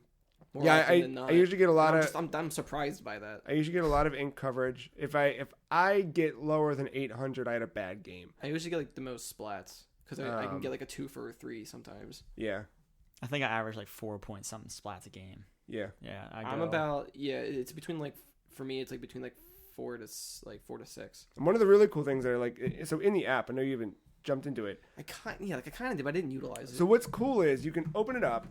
And it'll show you your overall stats from different things. It'll show you like breakdowns of each specific game you've played recently. Give you your level. It'll show you what weapon you use most often and what your gear is. It'll show you the current stages in rotation. And then you can jump in. You can order new gear to have sent to your game. So on the main page of the app, in the top right, there's a little briefcase. If you click that, it shows you which items are available and how long they're available for. And basically, you can only do 1 a day. But you click on it, you say, yeah, I want this. It'll go to that little crack dealer at the side of the lobby. You go up to him, and he's like, hey, yeah, you told me you wanted this shit, man. You want this? You want to give me that money? And you're like, all right, I'll pay you for that, I guess. You pay him and you get your thing, and there you go. I don't have a problem with coins, by the way. I don't think that's a currency you're ever going to have to worry about. Nope. So go ahead and spend away. I wish there was just a small tweak to the app itself, besides voice chat being a mess. I wish that I like the fact that I can see in detail the last 50 battles. I think that's really cool, and that's more extensive than I need it to be. Yeah. I wish that top thing was not just the last 50 battles. I wish there was 2. One, recently how you're doing last 50. It's like only 4 defeats. Right. But then I want like an overall one, like lifetime stats. Because I don't know, I think it'd just be cool just to see what it is lifetime. And that's something I wish they I mean, I can see they're starting to, but Call of Duty, for as much shit as that game gets, is really good at stat tracking and just remembering all that stuff. It's probably good at making parties too. It is good at making parties. That's correct. And so is every other multiplayer game. But yeah, I just kind of wish there was more of a lifetime stat thing. But what I got is good, and that's I'm sure probably it's more possible than still. I mean, with Zelda, last like 200 hours can be tracked.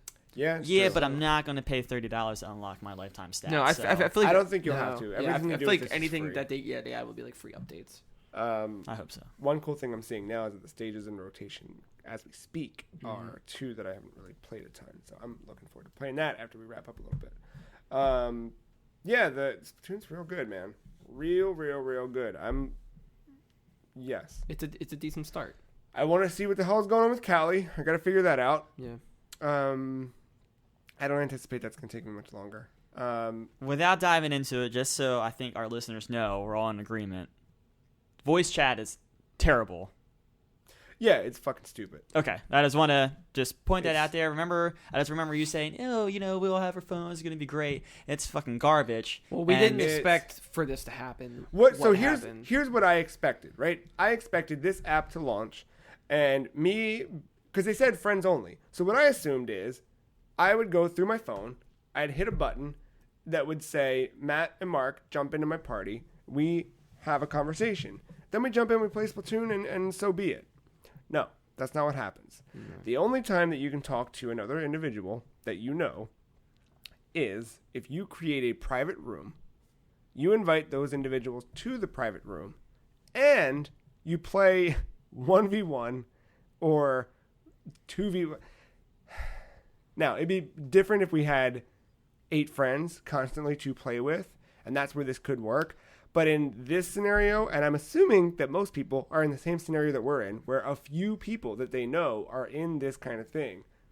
On top of that, if I happen to, appreciate my battery life, and I like to lock my phone when I'm not using it, well, sorry, you don't get to listen to my voice anymore, and I don't get to hear yours because it cuts it all off.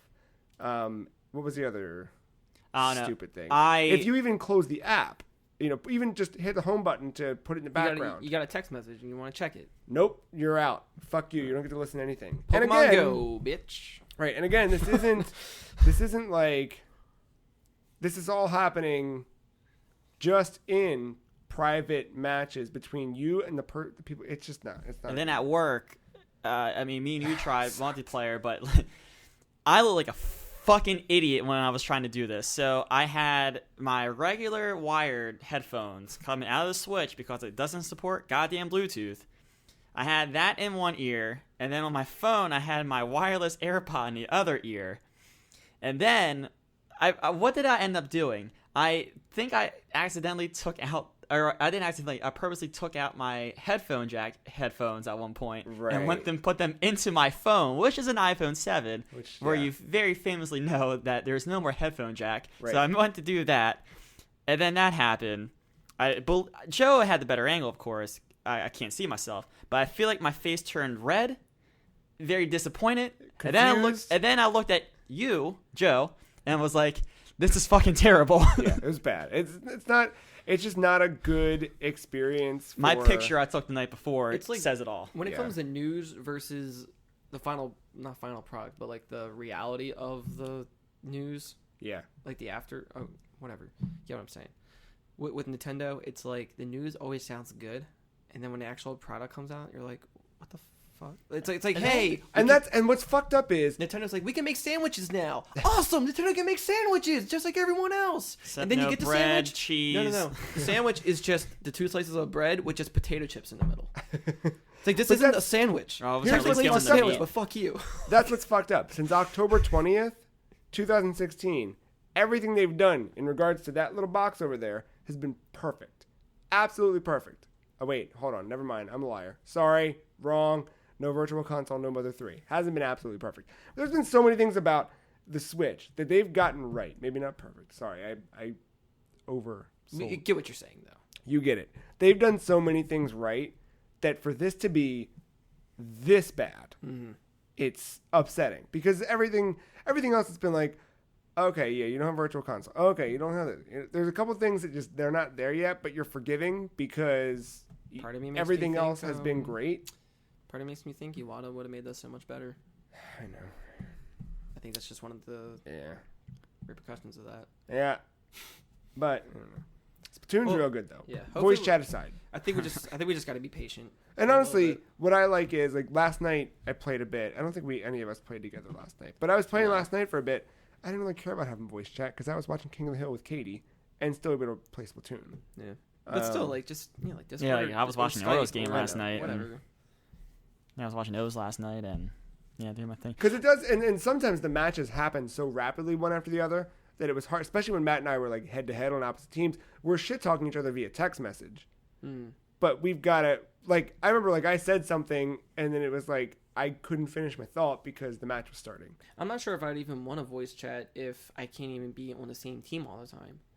Because usually if you're voice chat, you want to give direction, like, hey, like, people coming up on the left over here, we need to be over here or something, and it's... Yeah, unless you just want to shit talk for fun, sure, like, in-game voice chat really bad in ranked play, because I don't know how frustrating it is when you can just tell your team to flank left in the splat zone, and, like, you would just kill.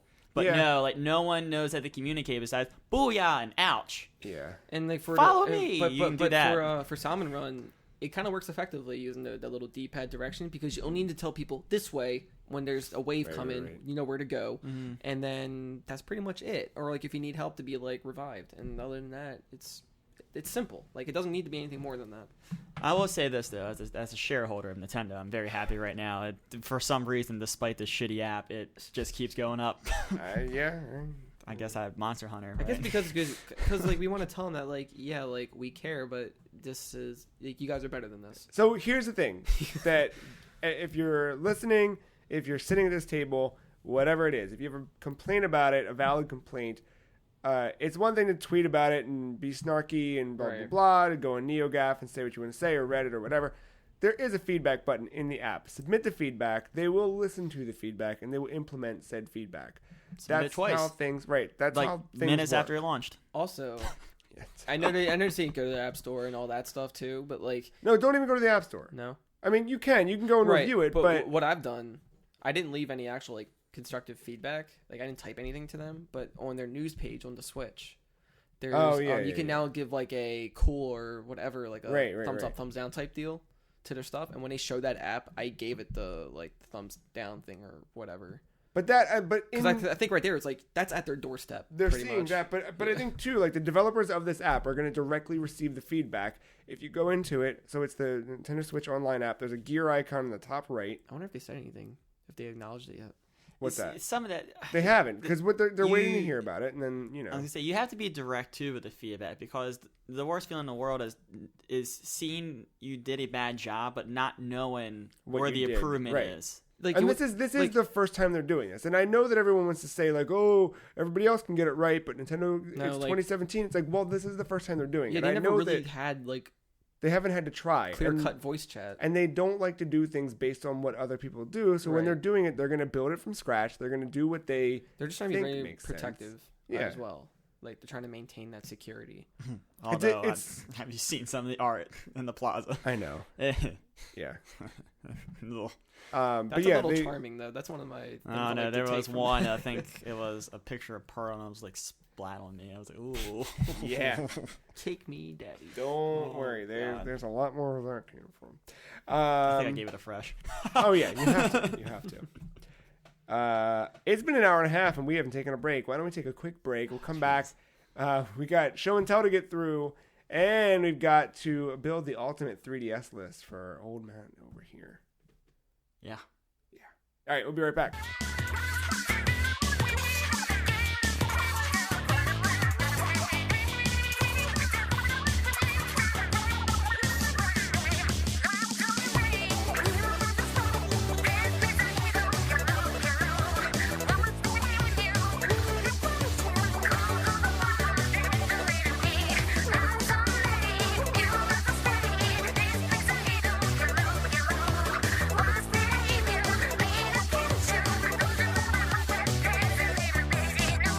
Welcome back to episode 207. It's time for Show and Tell, where we find things that we find interesting, bring them here, and we show them to each other and tell you why we think they're cool.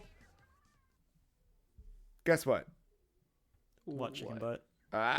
Injustice 2's got a new character coming called Starfire, which we already knew about. Mm-hmm. We knew she was revealed for it. She's one of the former Teen Titans. Had sex with Nightwing, in case you were wondering. She's coming in August. They showed her off. The trailer looks cool. What I think is most exciting about this, aside from the fact that we get another cool character, is that this is the end of the known DLC. Okay. Right? We don't know. I mean, You can see silhouettes of other characters, but if you recall from Alien's inclusion in Mortal Kombat X, there was a silhouette in the character selection that looked like a specific character in Mortal Kombat. They had him come out in the reveal trailer, and then the fucking alien burst through its chest as the reveal of Alien being in the game. So they're not against doing some fucking weird shit. So while it might look like Raiden is in the character select screen, could be fucking Plastic Man. Get over here. Could be just making a shape of him. Right. While it could be Adam, it could be Plastic Man. Everything could be Plastic. Let me tell you what. I found my character in that game, and it's not an Injustice character. So Sub-Zero wins. But yeah, I don't know. I'm really excited to see what other characters they add to it. I think those character reveals. I mean, that's always my favorite part of this whole Smash build up to its release is seeing all the characters. I think even in a much smaller scale, this is always cool to see who's coming. And the weird shit in Mortal Kombat and Mortal Kombat X, Leatherface just comes out of nowhere. It's fucking cool. And Jace, no, it was Freddy. They had Freddy in MK11 so cool. Or MK9. The one neat thing that's cool too is the release schedule for the first Injustice's DLC was much shorter. I feel like we had all the DLC by August, maybe, I think, because it was the game came out in April. We got Batgirl at the end of May. We got Scorpion in June. We got that's weird Zod. Scorpion in the first one, Sub-Zero in this one. It was Zod, Lobo. They all kind of came within 3 or 4 weeks of one another, but very rapidly. Yeah, he was fun. He was cool. But this one, it's 1 month apart, and these are just the first 3. I think they're doing 6 more after these 3, which should put us September, October, November, December, January, February before we see the full roster revealed, which is fucking cool. That's about a year. Right. It came out May. Okay. Yeah, that's about a year. And they could always stretch that out too. They might say, hey, we're not going to put one out in December because you could easily do what Rainbow Six Siege does and do a season 2, and maybe more characters. Maybe not as many, but maybe another 3 or 4. I'd fucking love it. Just keep going, man. Why not? You built. The more you throw in, the more you got to balance against. That's the. Yeah, but I mean. I know. There's balance in every game.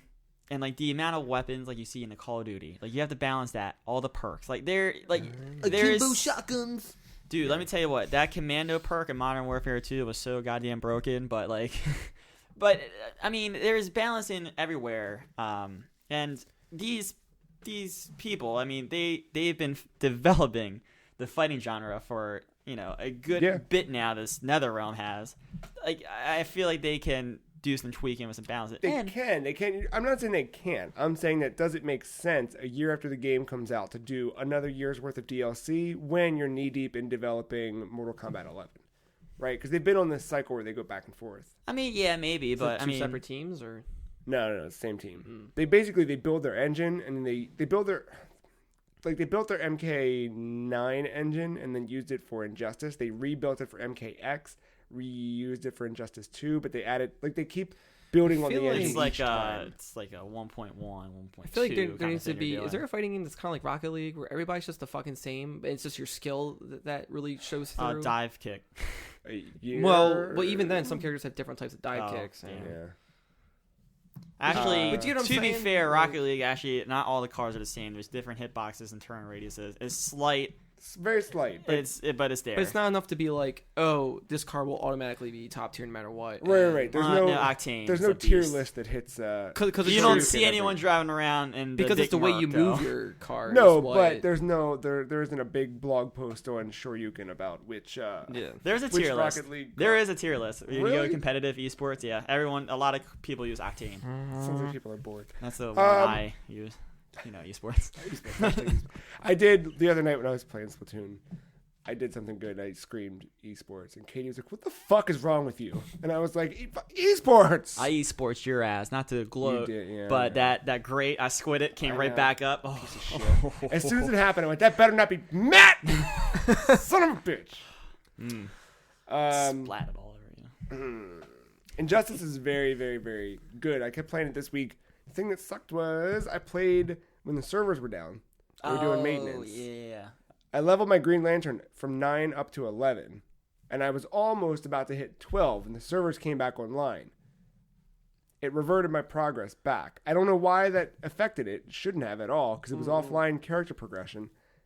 And on the save server side, though, I've seen that stuff before. But it was just weird, and the weird part was I'm level 9, but I had equipped level 11 gear and an ability that you unlock at level 10. Hacker. So it was, yeah.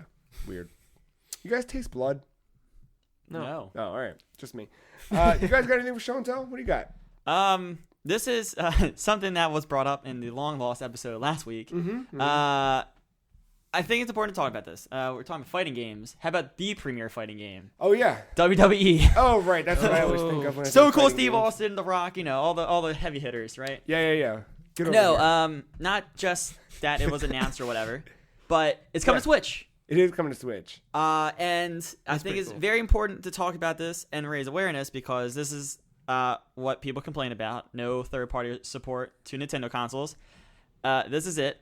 And if you want more stuff like this and you want to show at least the publisher 2K that you need to start bringing over stuff to the Switch, it's important that you buy this. Right. I will be buying it, even Again, though I usually only buy like one wrestling game every 4 years. Yeah, 2K supporting this console with not only WWE, but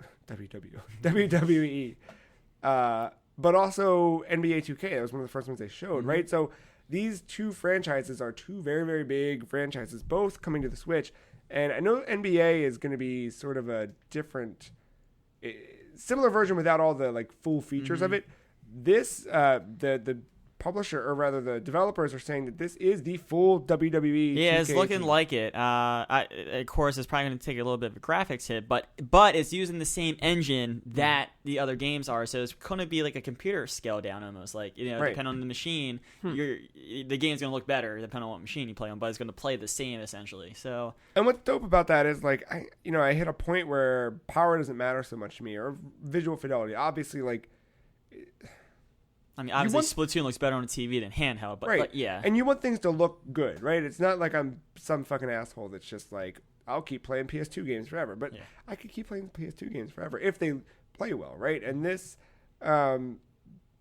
this being a slight edge down, it's still fucking dope. It's the first time that Nintendo has had a wrestling game since 2013, I think. And that was on the 3DS was the last one. All wrestling. Is that making the list? Huh? Is that making the list? Oh yeah, it's all there.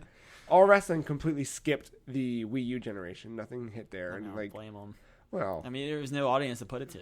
You're right, but I mean, this is like, hey, there's an audience, so be that audience, buy that shit, support that shit. I mean, I think, and like, that's so cool. Like, WWE is one of those things where like it's gotten more complicated over the years of the controls, but you can still pretty much grasp the game within a couple minutes. So like passing you a Joy-Con, like they're like at in the break room at work or whatever. Like that is one of those games where you can share the controller and be like, hey, let's play some. You can share the joy. Like, dude, you be The Rock, I'll be Stone Cold. Tag team it up and take out some computer players. It's true. Dudley boys. It's very true. Fuck them. D-Generation X? No, I like DX. We're not going to take out DX. No, I'm saying they're in it. Oh, I mean, not as DX. Maybe throw it back like unlockables, but you'll have your Triple H's. I'm assuming you'll have Shawn Michaels. Probably no X-Pac unless he's unlockable. How about Nature Boy? Billy Gunn? Ric Flair? Yeah. Woo! I can't remember the last time he was in a wrestling game. If you pre-order the game, you'll get Kurt Angle. Oh. I never liked him. No, I love Kurt Angle. Dude, he came out to the ring and shot up Vince McMahon and Steve Austin with milk. Like, that's awesome. I would like to see him in American Gladiators, though. You suck. I feel like he came from that. You suck. Come on, man. Can't. So good. He'll be in it though because he's the GM of one of the shows now. Oh Jesus, that's good. Kurt Angle was good fun. Didn't they just give him a kid recently in one of the storylines? I have not kept up with wrestling lately. However, I just hear I'm going to Royal Rumble in January. Yeah, in Philadelphia. I love it. Happy birthday to you. Switch is great. Yeah, no, I'm really happy about that, and yeah, I'm buying it to show my support. I'm putting my money where my mouth is. You're one of the good ones. Welcome to the Nintendo family. Yeah. Anything else in show and tell? Rocket League in December. That holiday. Could be as early as October. You remember that Chocobo soda? Yeah. That Jones did? Yeah. What if I told you they were doing something else? That Jones is doing something else? All right. Blood vials. With which franchise? Say Bloodborne. Sonic the Hedgehog. Oh, fuck. Ooh, chili dog soda. Oh, no. I'm not sure about that one. But, yeah, so they're doing a partnership with Sega. Currently a Comic-Con exclusive. But could see wider release later. All right. The flavors are Sonic Blue Bubblegum. Tails Orange Cream. All right. Okay. And Knuckles Strawberry Lime. That has potential. And the art on it is pretty rad. Oh, the art's fucking dope. But all right. I think 2 of those 3 flavors, maybe 3 of those 3 flavors are pre-existing flavors that it looks like they've repackaged, which is still cool. That's but fine. But that's the cool thing about Jones Soda. I said chili cheese dog because they're fucking stupid enough to do it. They made a whole Thanksgiving pack where one of them was fucking turkey and gravy, another one was mashed potatoes, another one was fucking what do you call those terrible things that nobody eats? Cranberries. Oh, you don't like cranberry? No. I like the canned cranberry sauce. Hold on. Pass all that cranberry sauce to the trash can. That's who eats that. No. You know what I'm going to be eating? Give me the can. Stuffing. That's what I'm eating. That match with Fill me passing up and with stuffing. stuffing. See? It's a weird texture thing. Oh, God. Stuffing's the best. I'm a picky eater, though. I think we know I know this you now, are. Yeah. You got your stuffing. You got your sweet potatoes. That's the way to go. And there's a little more news about Sonic Mania. Tied with it. That's the 2D one, right? Yeah. So August 15th, girl. I'm counting it fucking down. They showed off the special stages. Yes. Yeah. Oh, I saw a screenshot. Inspired by Sonic CD and Sonic on Saturn. So it had a nice 3D look to it. You collect rings for more time. You collect blue spheres for more speed. Okay, you gotta go fast. I get that. God. There's more fast. There's one UFO you need to catch to get the Chaos Emerald. Sonic Mania's first meetings were in 2016. The project name was Sonic Discovery. 2016. The game's only been in development for a year. Fuck, that's dope. Opening animation will be like Sonic CD, which will be revealed the day before the game comes out, and it's animated. Say this one more time? The intro cinematic, the opening animation. It's going to be like Sonic CD, which will be revealed the day before the game comes out, and it's animated by Tyson Hess. I don't know who that is. Probably the person who did. It looks probably the same person who did the Sonic CD intro and cool. ending. That's who I'm assuming because it looked just like it when you saw that one trailer. Yeah. Lengthy is comparable to Sonic 3 and Knuckles. All right. The initial pitch included a working demo featuring Studiopolis Zone. Cool. Lizuka-san came up with the phrase "by the mania, for the mania." I love that. There were many story ideas, including one where Eggman retired and his robots went rogue. Great. Will feature sprite cutscenes and no Super Emeralds. But there was like a full color booklet. What do you mean Super Emeralds? I guess if I remember correctly, I guess Knuckles had a Master Emerald. That wasn't Super Emerald. You mean I can't go Supersonic?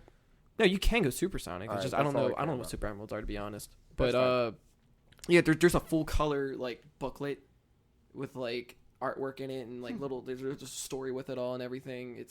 I'm really excited about this game. Very fleshed out. I have a question. Which console are you guys buying this game for? Switch. None.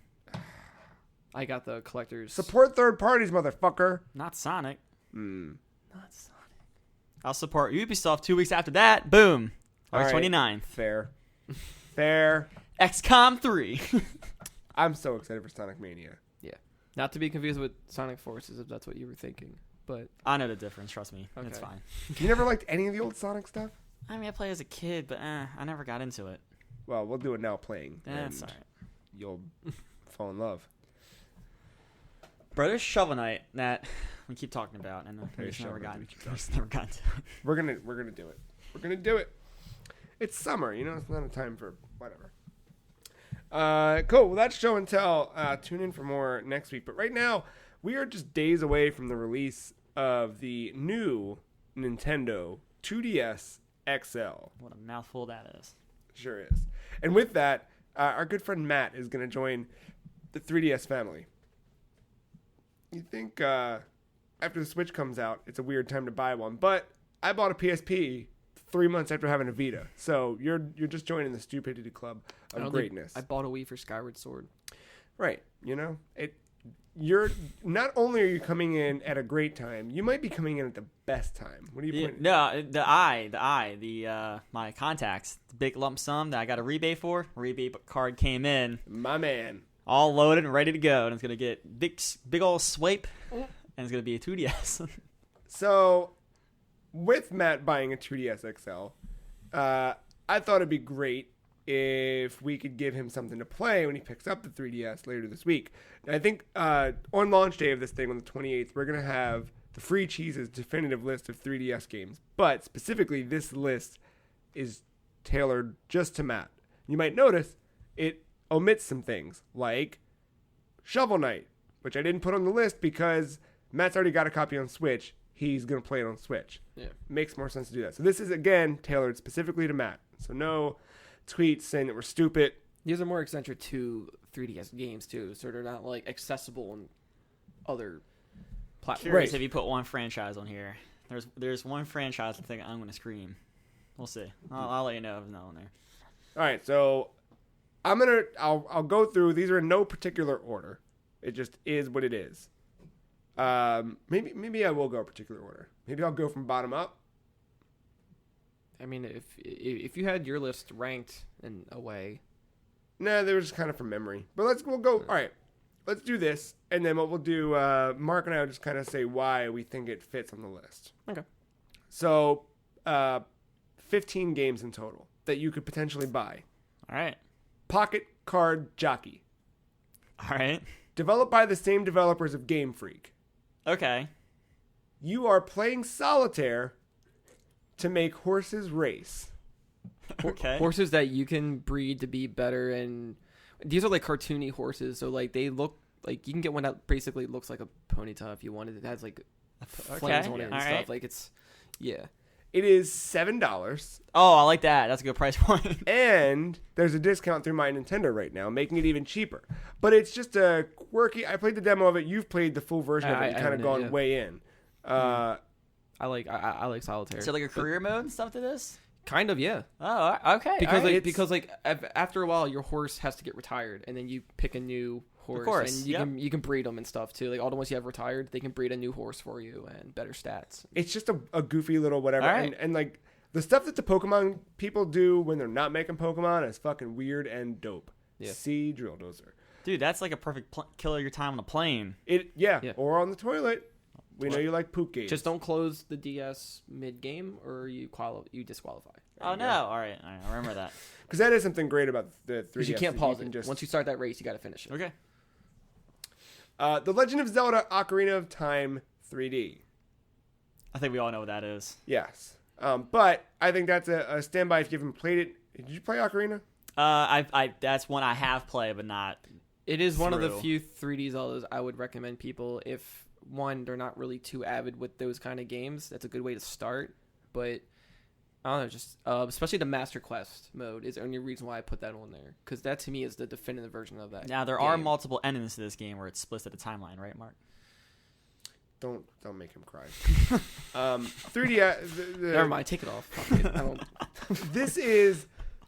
It sucks because you're buying the 2DS, and this is a really, really good use of 3D. But even still, the way that Grezzo remastered this game and really rebuilt this game for this platform is, I think it's definitely the definitive version of that game.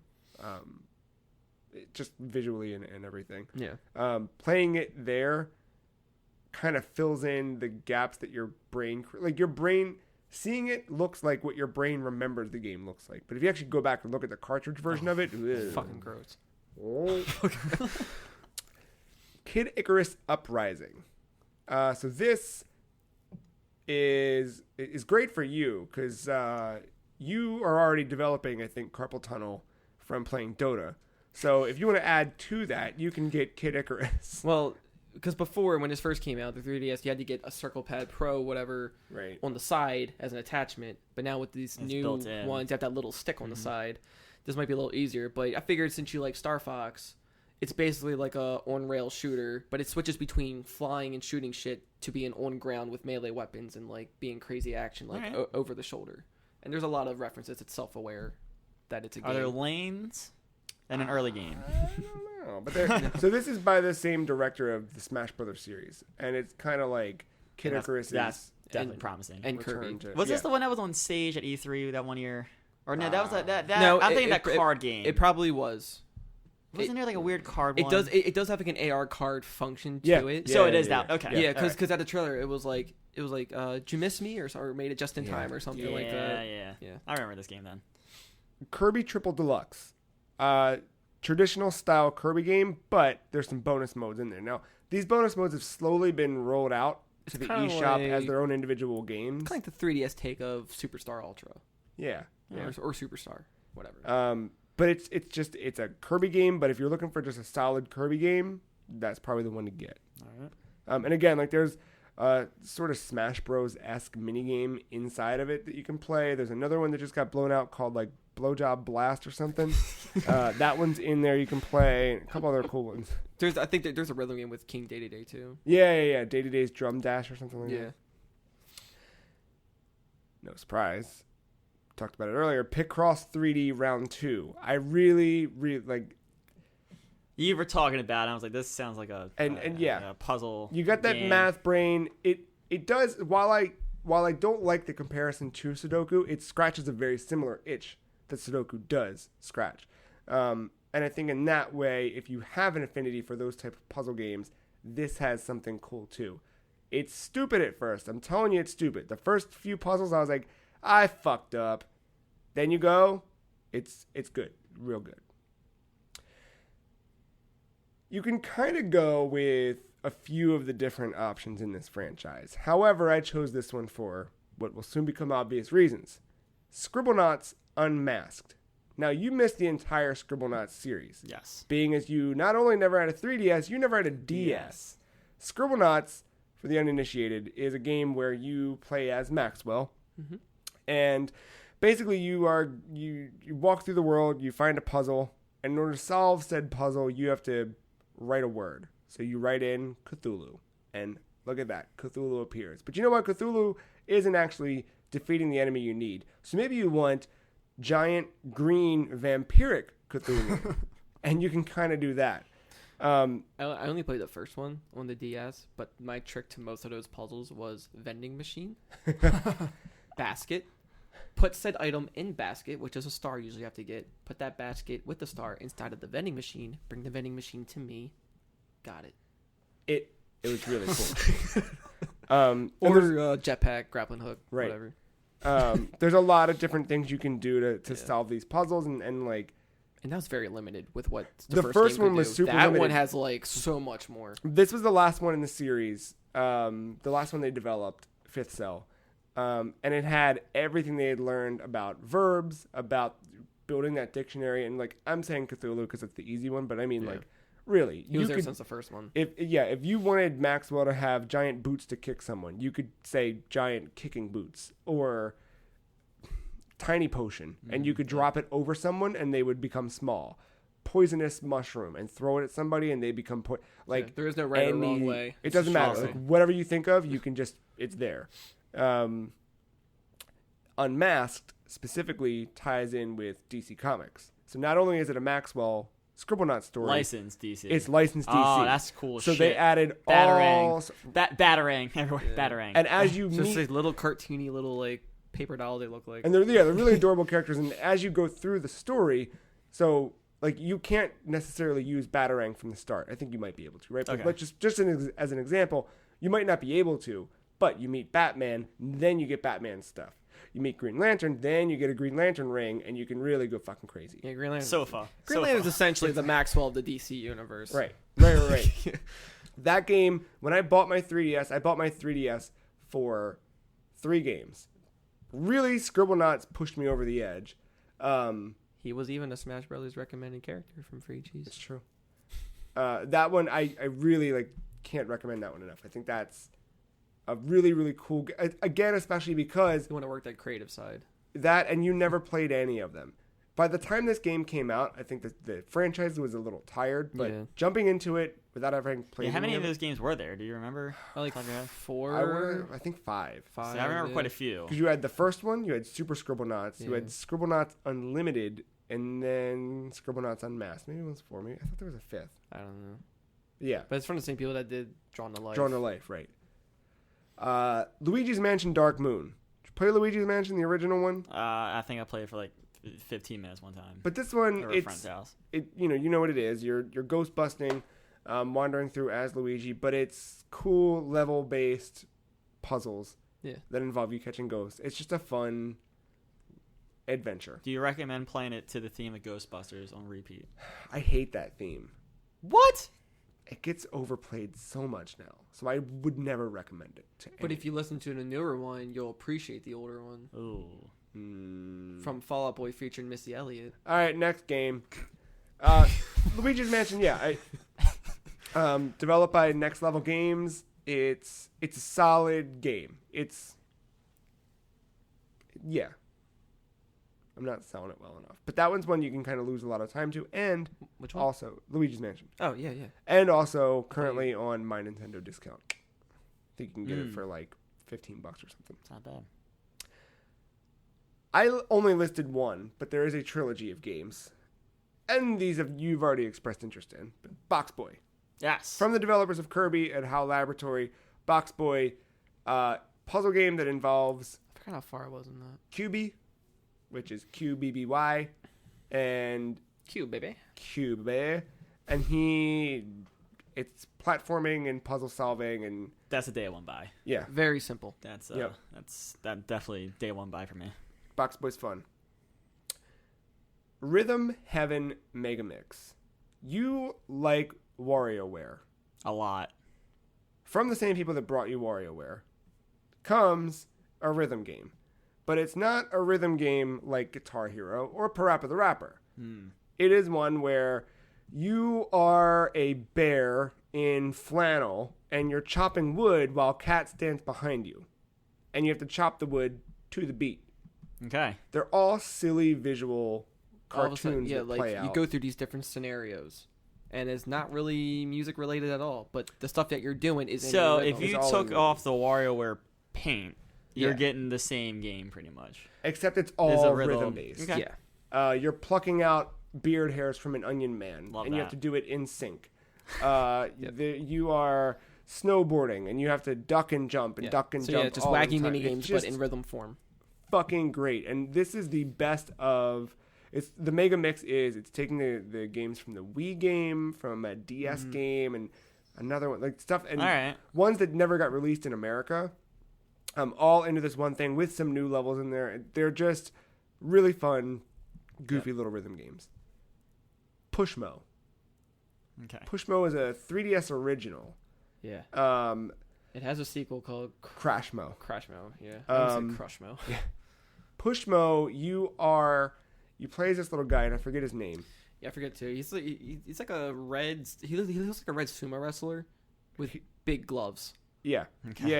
And you have to push and pull these platforms to make a picture. So, the picture might be a house.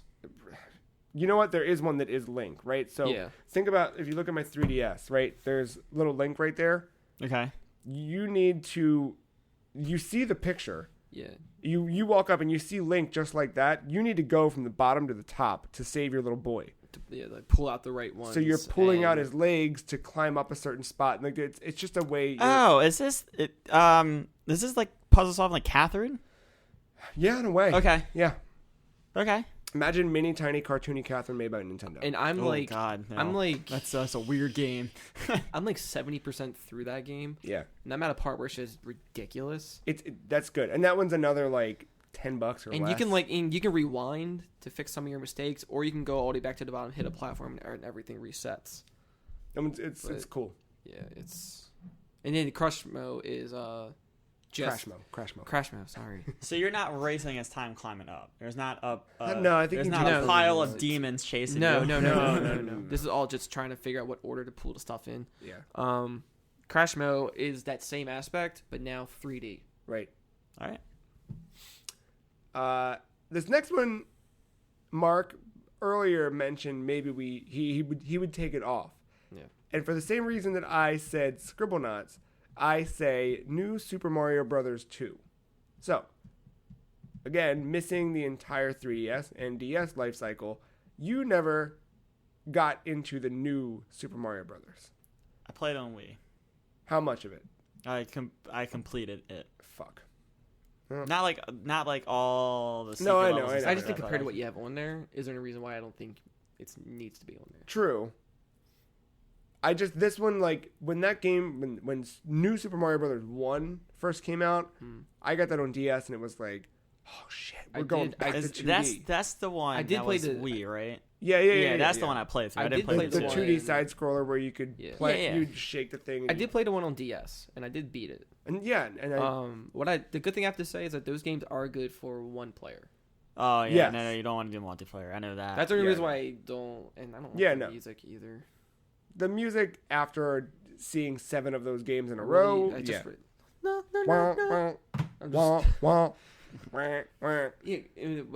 realize all the enemies move in rhythm to the music.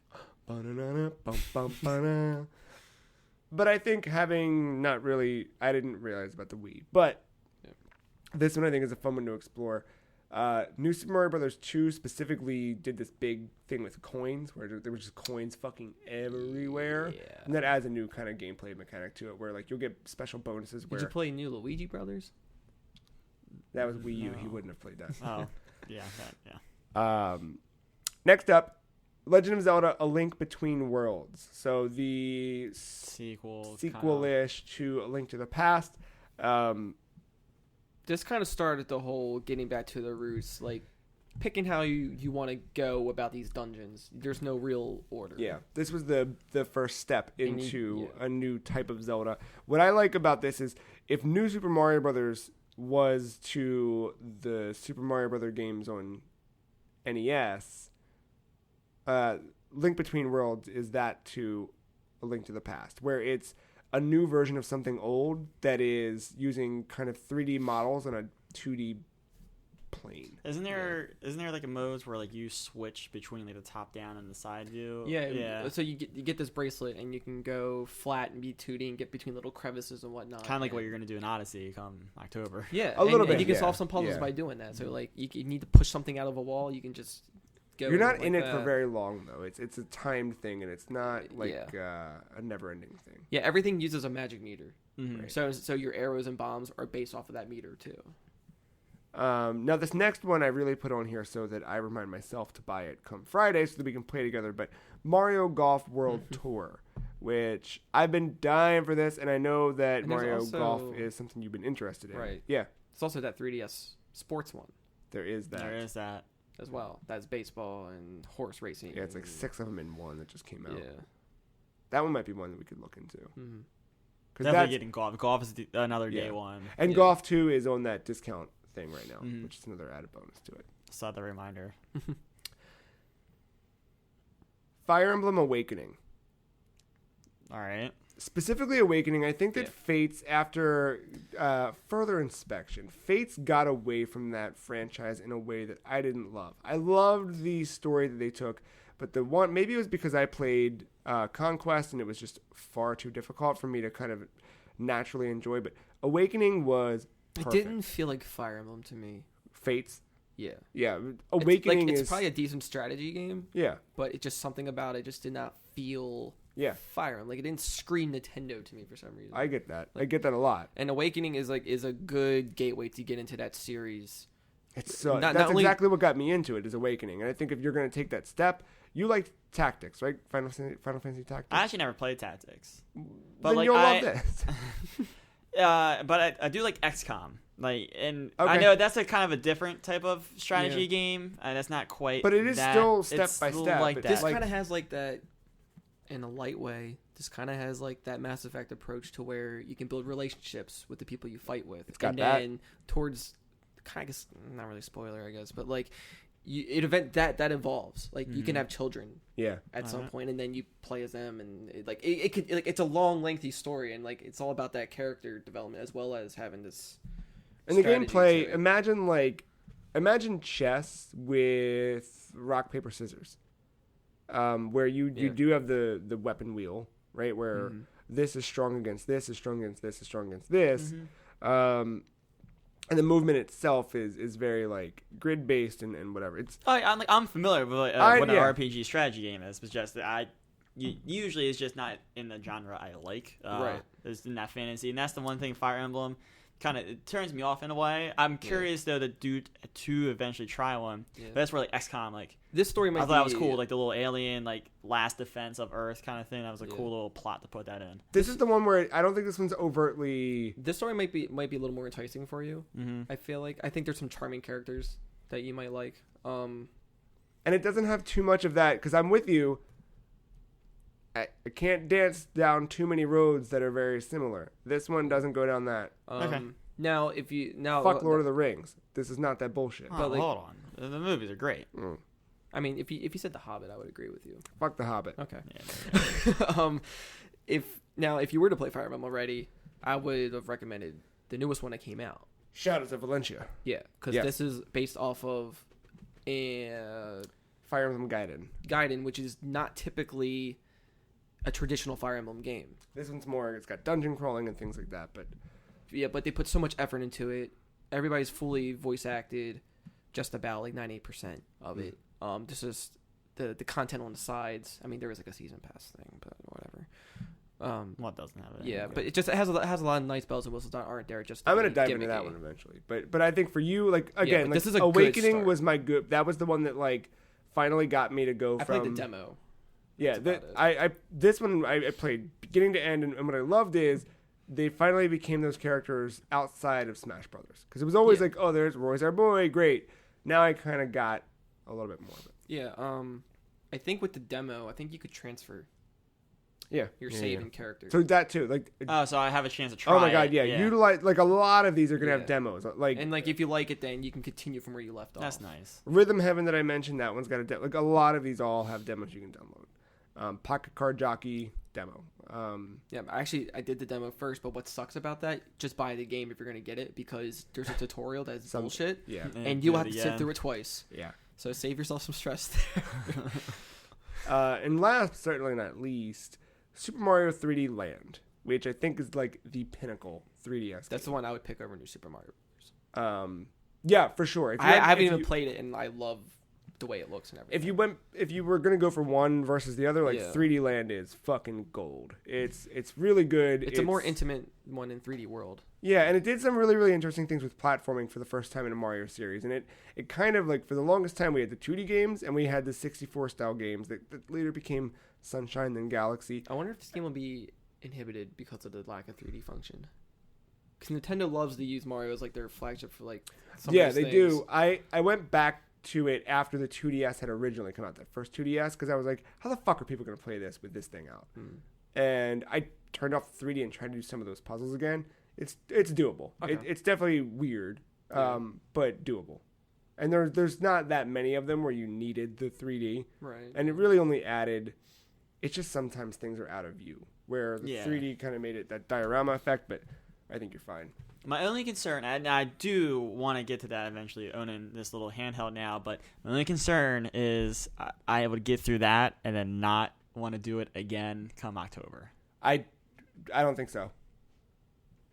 They're too different. Yeah, like okay.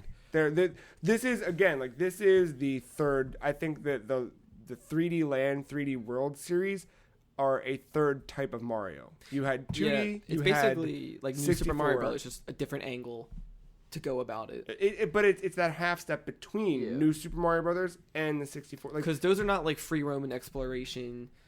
Finish the level how you want to. I mean, kind of, but like not really. Know what I mean? Not like Mario 64 or Sunshine. It's not like that in any way. There's no hub world. It's just stages, traditional. Oh, okay. All right. It's traditional. Mario. Okay. And I thought there was a hub world too and stuff. No. And this is like. I just kind of assume that they're like no. Like 64 Sunshine, Galaxy, and all that. No. It's not like that. The camera's not even like that. It's the camera's kind it's of more like isometric. Back left, yeah, a little bit. Oh, okay. Oh, then I could do that. Yeah. Very, very good. Very, very, very good. And that's it. That's 15 games you should buy for your Nintendo 2DS. Your new Nintendo. What series were you going to scream? Oh, Pokemon. You guys gave me one. We knew better than that to mention. You gave me one Pokemon game. I was going to scream. No, you play one. You play one series you didn't mention that I think I might get into with my new DS. I might have to go into that DS library, one of the 3DS one. Phoenix Wright. I almost put that on here. Yeah, we were going to save that. Yeah. Yeah. There's a few that didn't make the list that are great 3DS games that you'll probably end up seeing later this week when we post this. But like Mario Kart 7 is a fucking great Mario Kart game. Like one of the best Mario Kart games. The fact that you have Mario Kart 8 on your Switch makes 7 obsolete. Even more so that the Switch is portable. So. Animal Crossing New Leaf. I love Animal Crossing New Leaf. Yeah. I've exceeded 200 hours in that game. I know that you've never played one. This is the one that got me on the hook. I would wait for the mobile one, but for your sake. Don't get cooked. Stay off the hook. I know. But I don't think, even separate from the mobile, I think a Switch version is imminent. Right. And I think a mobile will be a good way to lead into it. And this game, you've got too many other things to dive into the whole world of the DS family, let alone the 3DS family, to get caught up. Animal Crossing's going to feel like a chore eventually. It will, and it does. Because you have to check in with it daily. And I love that chore, but I would rather Matt jump into it for the first time on Switch than 3DS. That's a game you want to play if you have nothing else to play. I used to do the chore thing until one day when I made the joke with Nick for the 30th day in a row when we hopped on the Destiny. I was like, all right, we're clocking in. And then realized I've said that 30 days in a row. And I was like, why am I doing this to myself? Yeah. So I don't think I'm ever going to do that ever again to myself. If you have a more creative itch that you want to scratch, that's a game you probably would enjoy. Even if you're just decorating houses, you even do it a Happy Home Designer. It's a more casual, Animal Crossing's already casual, but a more simplistic way. I do like the bug collecting. There's a lot of stuff in New Leaf that's just really good, and I think you would enjoy. It's just, at this point, you have so many other things to That's another life. That's not a game. That is another life. Clocking in. You're clocking in. There's a reason why the Isabel stuff exists for me. That's true. I don't know. I can do things for hundreds of hours. The 100-hour mark of MLB The Show is right around the corner for me. Yeah. I never feel like I'm punching in to play that game. I go in and I want to play. I don't think this necessarily feels like punching in. I had a great time with that, and I go back because it feels like my little world that I built. It's a little. Just sometimes there'll be those motions. It's like a little bug farm or a little ant farm, collecting things. It's that kind of thing that's cool. There are days where you're like, why am I fishing? What am I doing? But generally speaking, I think that you would enjoy that. But enjoy it on the Switch when it comes out. In addition to that, you've got the whole DS library. You've got 3 of the best Castlevania games ever made.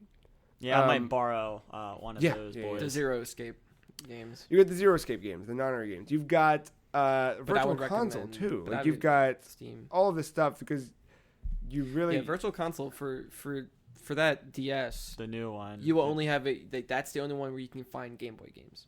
Right, and there's a lot of cool stuff. Metroid 2. I think they delisted the old Game Boy Tetris. Well, just wait for the 3DS Metroid 2, honestly.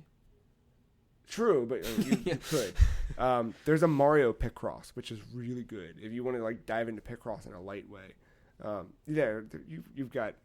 Yeah, you got NES, Super NES, Sega, Game Boy. Yeah. So then the other ones I didn't put on the list, but I almost did. But I'm just gonna blanket them. You've got the 3D classics. And you've got the Sega 3D Ages. The 3D classics, the ones I can think of are Kid Icarus, Kirby's Adventure, and Excite Bike. I know there's more, I think. Maybe that is the only 3. But basically Nintendo did those, but they added 3D things to them, which you're not going to benefit from, but those were cool. Better were the 3D Ages, which were the Sega things that M2 did the emulation for. And M2 is just fantastic at emulation. And they give you every option you could ever want. You download Sonic 2, you can play Sonic 2 as if you were Japanese. and you were playing on the Mega Drive, you could play it specifically on the Genesis. Like, there's so many too many emulation options. But pixel perfect, fantastic emulation, looks great, plays great, a lot of cool stuff there. I don't know. You got a whole bunch. I know, and this is one of the few times where I think I'm diving in really late into a console cycle, and it's a little overwhelming, honestly. But where are you going to start? Do you have a plan for where to start? I think definitely Mario Golf. Like that's been the one 3DS game, like from what I remember. And just whatever that leads you to next, just go from there. Yeah. And then Box Boy, I think that's something I want to get into. And then now that you spoke about 3D Land the way you did, I didn't know it was like that, not Hub World. So that might be something I get day one now too. And then I really do want to go back to the DS library and play those Castlevania games. Because I would start. I found a new little love for Sorrow. Castlevania. Only because you beat Aria. I'm gonna say, isn't that the one I played? No, Aria Sorrow was. Dawn is a direct sequel, and you can eventually, after you beat it, you can play as Julius and his gang. Did the Netflix series get your blood? Yeah, I think I'll eventually go to the virtual console, play some Castlevania 3. Yeah. Eventually, but no, it was that Symphony of the Night that there was that week and a half. Dawn of Sorrow, when you play as Julius or what's her name? Yoko, I believe, from Aria, the blonde hair and the purple. And Genya Arikado, Alucard. Right. You are the Symphony Alucard. Yeah. Yeah, that week and a half with my Vita was that was my first. Dawn was my first Castlevania game, ever. Oh, really? And then so fighting the bosses, you have to use a pentagram at the bottom. You have to make a seal to actually catch them to defeat them. And then you get ghost busting. And then you get their spirit. Because if you don't do that in time, you have to fight them again. But they're at half health or something. I think another cool thing we should do is, and there's multiple endings. Next time we've got either one of the Thursday through Sunday days off together, we should take a trip to the flea market, dig through the DS stuff, because you can get pretty cheap stuff. Like, you got the dope Bomberman game for $5 or something. 1 card, 8 players. I recently bought Brain Age, which was weird to go back to, but Brain Age, that was something that was huge, right? I think I got the Mega Man Zero collection from there too. Yeah. There's good stuff. Which are Game Boy Advance ports on a DS cartridge. Right. So. Super dope. Inti creates. Yep. There's a whole bunch. Yeah, I think DS to me has a more promising library than the 3DS. I mean, 3DS has good Nintendo first party games, but third party games there's a lot regular of DS. I think. Yeah, that backwards compatibility definitely helped me make this decision. Yeah. But the thing that pushed me over the edge was the damn E3 announcement of that Metroid game. That looked pretty good. Yeah, it looked really good. Yeah. So, and it just continues to impress the more I see it. Honestly, even if that thing ends up being a piece of shit, you still got so many. Well, great now things. I mean, I'm gonna have it now. I know. So I'm know. in. But. Yeah. That's cool. Did you ever think that you were gonna buy 2 Nintendo platforms in 1 year? Oh God, no. No, I mean the Switch. I knew was gonna happen eventually, just because that's just a cool design to a console, and it made sense. And games I want to play were coming to it, like Odyssey and Splatoon and stuff like that. But I don't know. I was always with a weird place with the DS and the 3DS. And I thought maybe just with the Vita, because I don't play many handheld games. Yeah. But I feel like the 3DS is a little bit... It's weird. I don't know how to describe it. It just feels like I would use my 3DS more than I use my Vita. Oh. There is a game I do want to mention specifically for you. Rusty's Real Deal Baseball. Oh, yeah. This was Nintendo's first step into free-to-play and testing that market. All right. It basically tests your reflexes. Okay. And so, Rusty is this washed-up dog who has a bunch of kids, and he runs this little shop, and he sells these little Famicom cartridges for your somewhat of a DS console. It's weird. But each little cartridge is a different type of minigame that has a bunch of tiers that you can play for harder difficulties and whatnot, and all different ways of playing. It's not real baseball, but you're using baseball stuff.